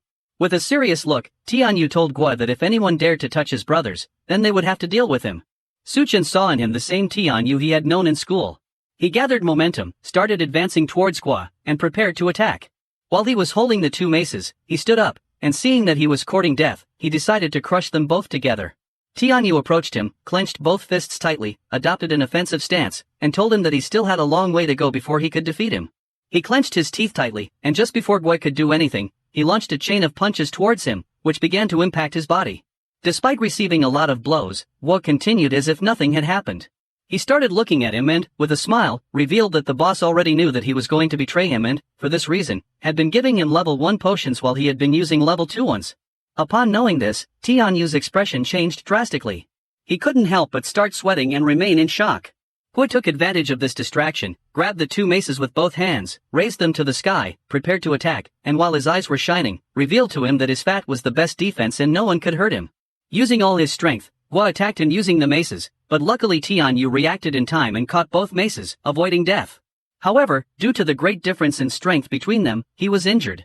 He opened his mouth and started spitting blood. The strength that Guo had was so enormous that the ground began to break into pieces, but despite this, Tianyu grabbed the maces even harder, clenched his teeth tightly, and decided not to give up. His veins became larger. Seeing this, Guo couldn't help but start smiling. He started staring at him and told him to go to hell. The mace had a button. He pressed the button, causing an electric charge to appear around the mace. Tianyu, who was bleeding, soon realized that there was also electricity in the meteor mace. The electric charge began to approach Tianyu, and seeing this, he couldn't help but panic and think he was finished.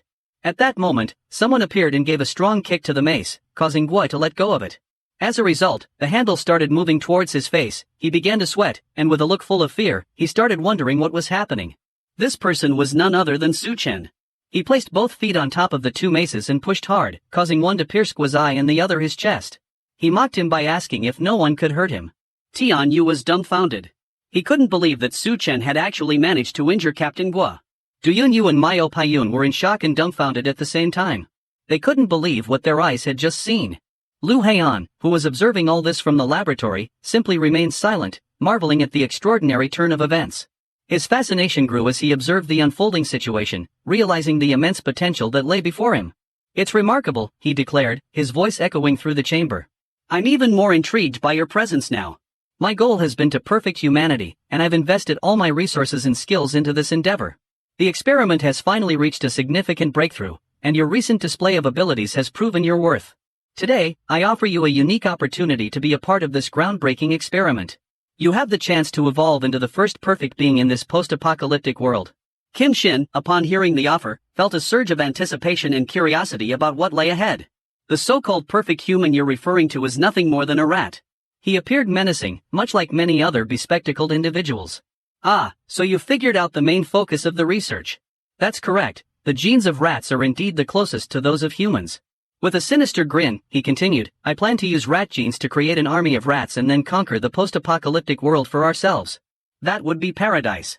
His laugh echoed with malevolent satisfaction. Kim Shin's face twisted in disgust upon hearing this. "Indeed," he said, "that idea is utterly foolish." Just then, a startling sound was heard nearby, and a woman emerged from the shadows. The assassin, his weapon in hand, aimed carefully. "It seems you still don't grasp the magnitude of evolution," he declared. "Let me broaden your perspective a bit." A gunshot rang out, but Kim Shin swiftly evaded the bullet with his keen reflexes. He understood the gravity of the situation, realizing the bullet wasn't intended for him but for the old man.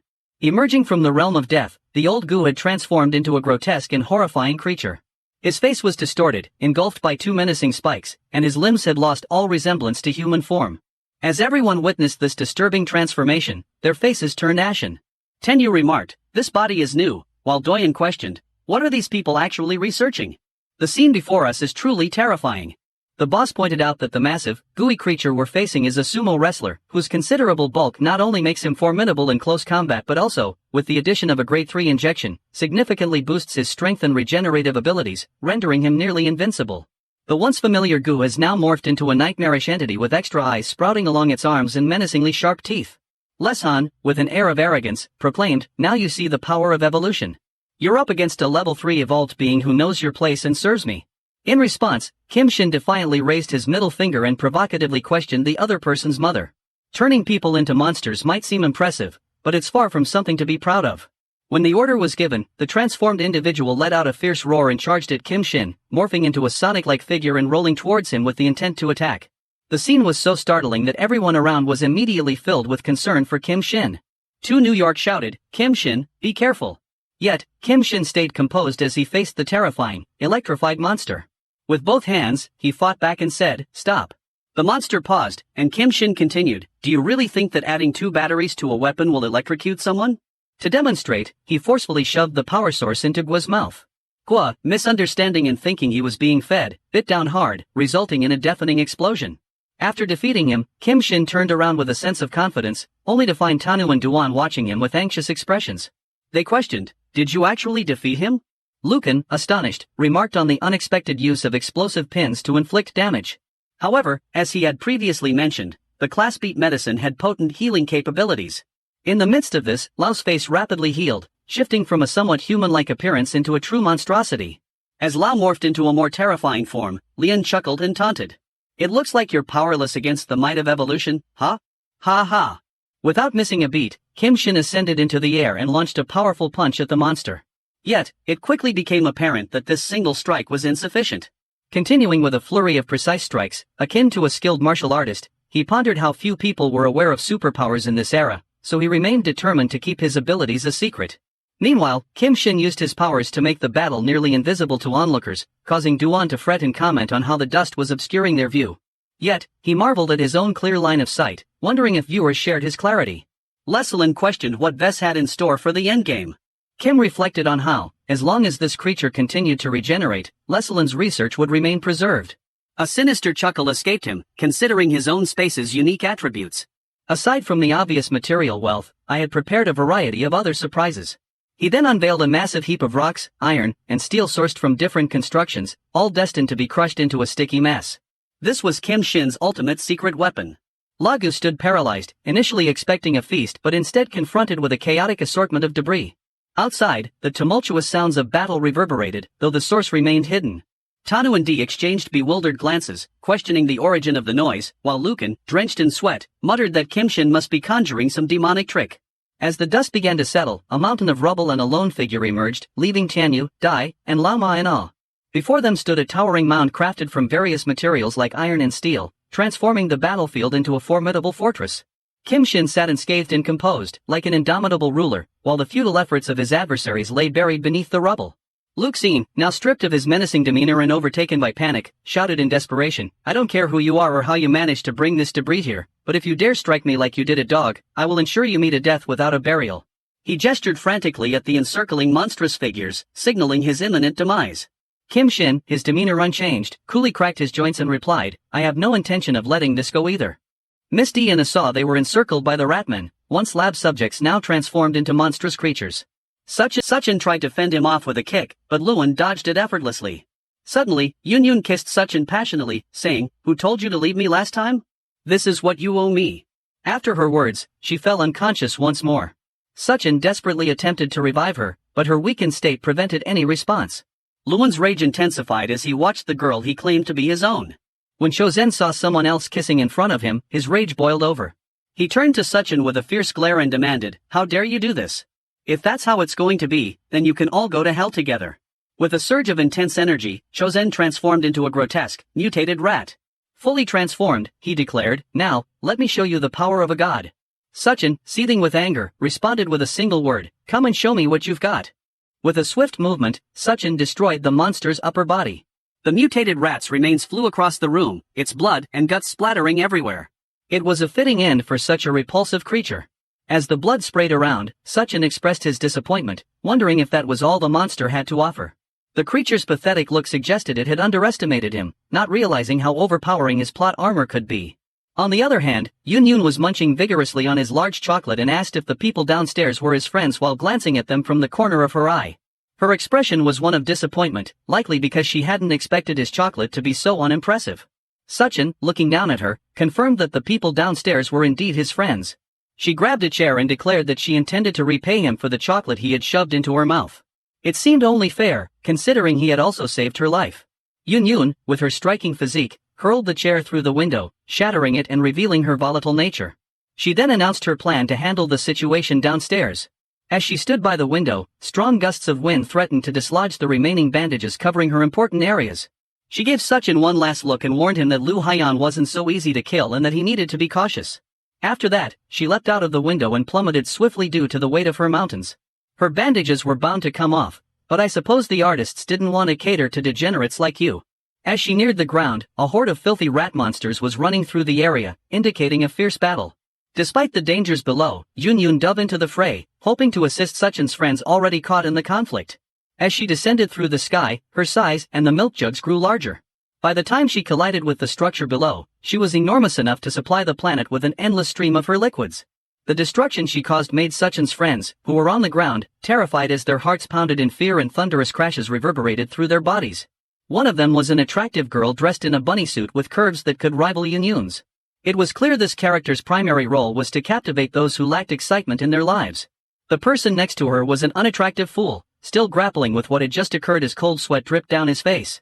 Yun screamed in pain due to her sore butt from the crash landing. The unattractive man and the bunny girl turned to see the source of the commotion, and they could hardly believe their eyes. The bunny girl questioned whether she was hallucinating, unable to believe the sheer size of the mountains right before her, while the man stared in astonishment. With the destroyed buildings and structures in front of them, they couldn't believe they were seeing a giant woman. While they were still trying to comprehend the situation, many of the rat army lay dead behind them. Yun gritted her teeth, still recovering from the pain of the fall. She eventually got up and began walking through the battlefield. The others were still bewildered by the sudden appearance of the giant woman. As Yun moved around, the ugly fool begged not to be crushed as he gazed at her private chambers, likely wishing he could disappear. He even noted the color of Yun's bandages, which were barely holding up. One of the filthy rats got crushed beneath her foot, and you might have wished it were you experiencing that instead. As the filthy creature's ribcage was reduced to sawdust, Yun didn't realize what she was stepping on and asked what they were. She lifted her foot for a closer look, while the other rats stared at their unfortunate companion, slain by the mother of milk. The rats looked terrified by the ominous aura that Yun exuded. Before she fully realized they were rats, the vicious creatures began pouring out of the buildings and charging towards her. Eager to avenge their fallen comrade, they were merely a horde of foolish beasts. They raced across the field with lightning speed, causing chaos in their wake. Some people tried to escape, but only a few managed to flee, while those who were caught in the creatures' paths were swiftly turned into shish kebabs. The foul rats made Yun scream like a frightened child. She cried out for help because she couldn't endure the repugnant creatures. Everyone else started fleeing from her as she began pounding the ground like an unhinged child.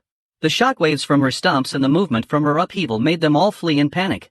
She kept shouting at the creature to stay away, while the others tried to calm her down before she would trample their pitiful lives into oblivion.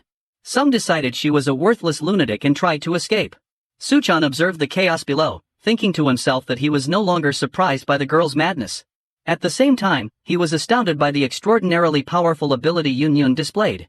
Unbeknownst to him, as he gazed out the window, the rats in the room began to transform and come back to life. He quickly turned and saw the repulsive creatures rushing toward him, but he seemed to regard them with disdain. Despite their overwhelming numbers, they appeared as nothing more than pathetic weaklings to him. Suchan stood there, a picture of defeated resignation, as the rats swarmed and crawled over him. He recognized that Lu Haiyan was indeed a formidable opponent, embracing the swarm with an air of unwavering composure. He allowed himself to be enveloped. The rats began to merge around him, forming a grotesque figure that seemed ravaged by disease.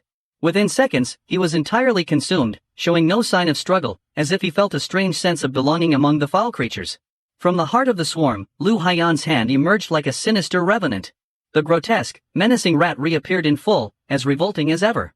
He chuckled and declared that his body was practically immortal, ridiculing Suchan's futile attempts to kill him. With his bucktooth and foul breath, he was poised to continue being a nuisance to everyone around him. The others fighting below were stunned when the rats abruptly ceased their attacks. They stood motionless, like soulless automatons, as if their minds were linked to a hive, awaiting their next command. The bunny girl and her companions puzzled over why the rats had suddenly halted. With the rats in perfect unison, they looked up to the top of the building, where their leader loomed like a comical cartoon villain bent on world dominance. At the top, Lu Haiyan reveled in his glory. He stood and grinned with his repulsive body, feeling victorious and certain that his enemies were hopeless. His eyes sparkled, and he had a smug expression on his grotesque face. The others recognized him as the king of the rats. Cold sweats broke out on their foreheads as they gazed at the malevolent creature. They were paralyzed with fear, their eyes devoid of hope, knowing they were powerless against the Rat King. All the rats kneeled in unison, pledging their loyalty to their leader and revering the one who made their vile existence possible. Bunny Girl and her companions were astonished that the rats were even clever enough to perform such actions. Meanwhile, Yun continued to storm around furiously, swatting the rats and shouting for them to move aside. Her frustration with the grotesque creatures was palpable, and the presence of their loathsome king only added to her ire. She approached Lu Haiyan, thrusting her chest toward him and demanding to know where Su Chen was. She was prepared to deal with a rat king decisively if he didn't reveal the location of her beloved. Furthermore, she still intended to have her way with his chocolate. Lu Haiyan remained unshaken by the aggressive woman before him and informed her that her precious man was gone. Offended by her disrespectful tone, he made it clear that she was courting death, his sinister grin signaling his readiness to send her to her end. Yun, being completely oblivious, didn't notice in time when the rats began crawling over her and clawing at her skin. Frustrated, she cursed them for distracting her from her goal of confronting their king. It wasn't only her who faced the wrath of the demonic creatures. The bunny girl and the other inept lackeys struggled to keep up as the rats went berserk and attacked them with ferocity. While they fought to maintain their position, Yun was overwhelmed by the rats who eagerly sought to claim her. She tried to shield her face with her hands, leaving her other areas exposed to various forms of assault. Lu Haiyan laughed at them and was about to boast about how he would use his rat army for something cliché, but he was abruptly interrupted by Su Chen's voice. The protagonist reached out from the depths of the monster and apologized for the delay in finding the crystal core. Lu Haiyan was stunned, his expression was one of disbelief. He remarked that Su Chen should have been entirely devoured, but he had foolishly underestimated the power of plot armor. Su Chen tore open his chest with his bare hands and emerged from the foul abyss. He cleaved the Rat King in two and stepped out with a fierce red gaze. His body was marked with glowing red symbols, and even though Lu Haiyan was split in half, he still couldn't believe it. Su Chen gazed down, feeling like the ultimate being in the universe, though he was merely another lucky fool. In his hands, he held the Rat King's crystal core. This concludes the latest chapter, and we will be continuing it from here in the next episode.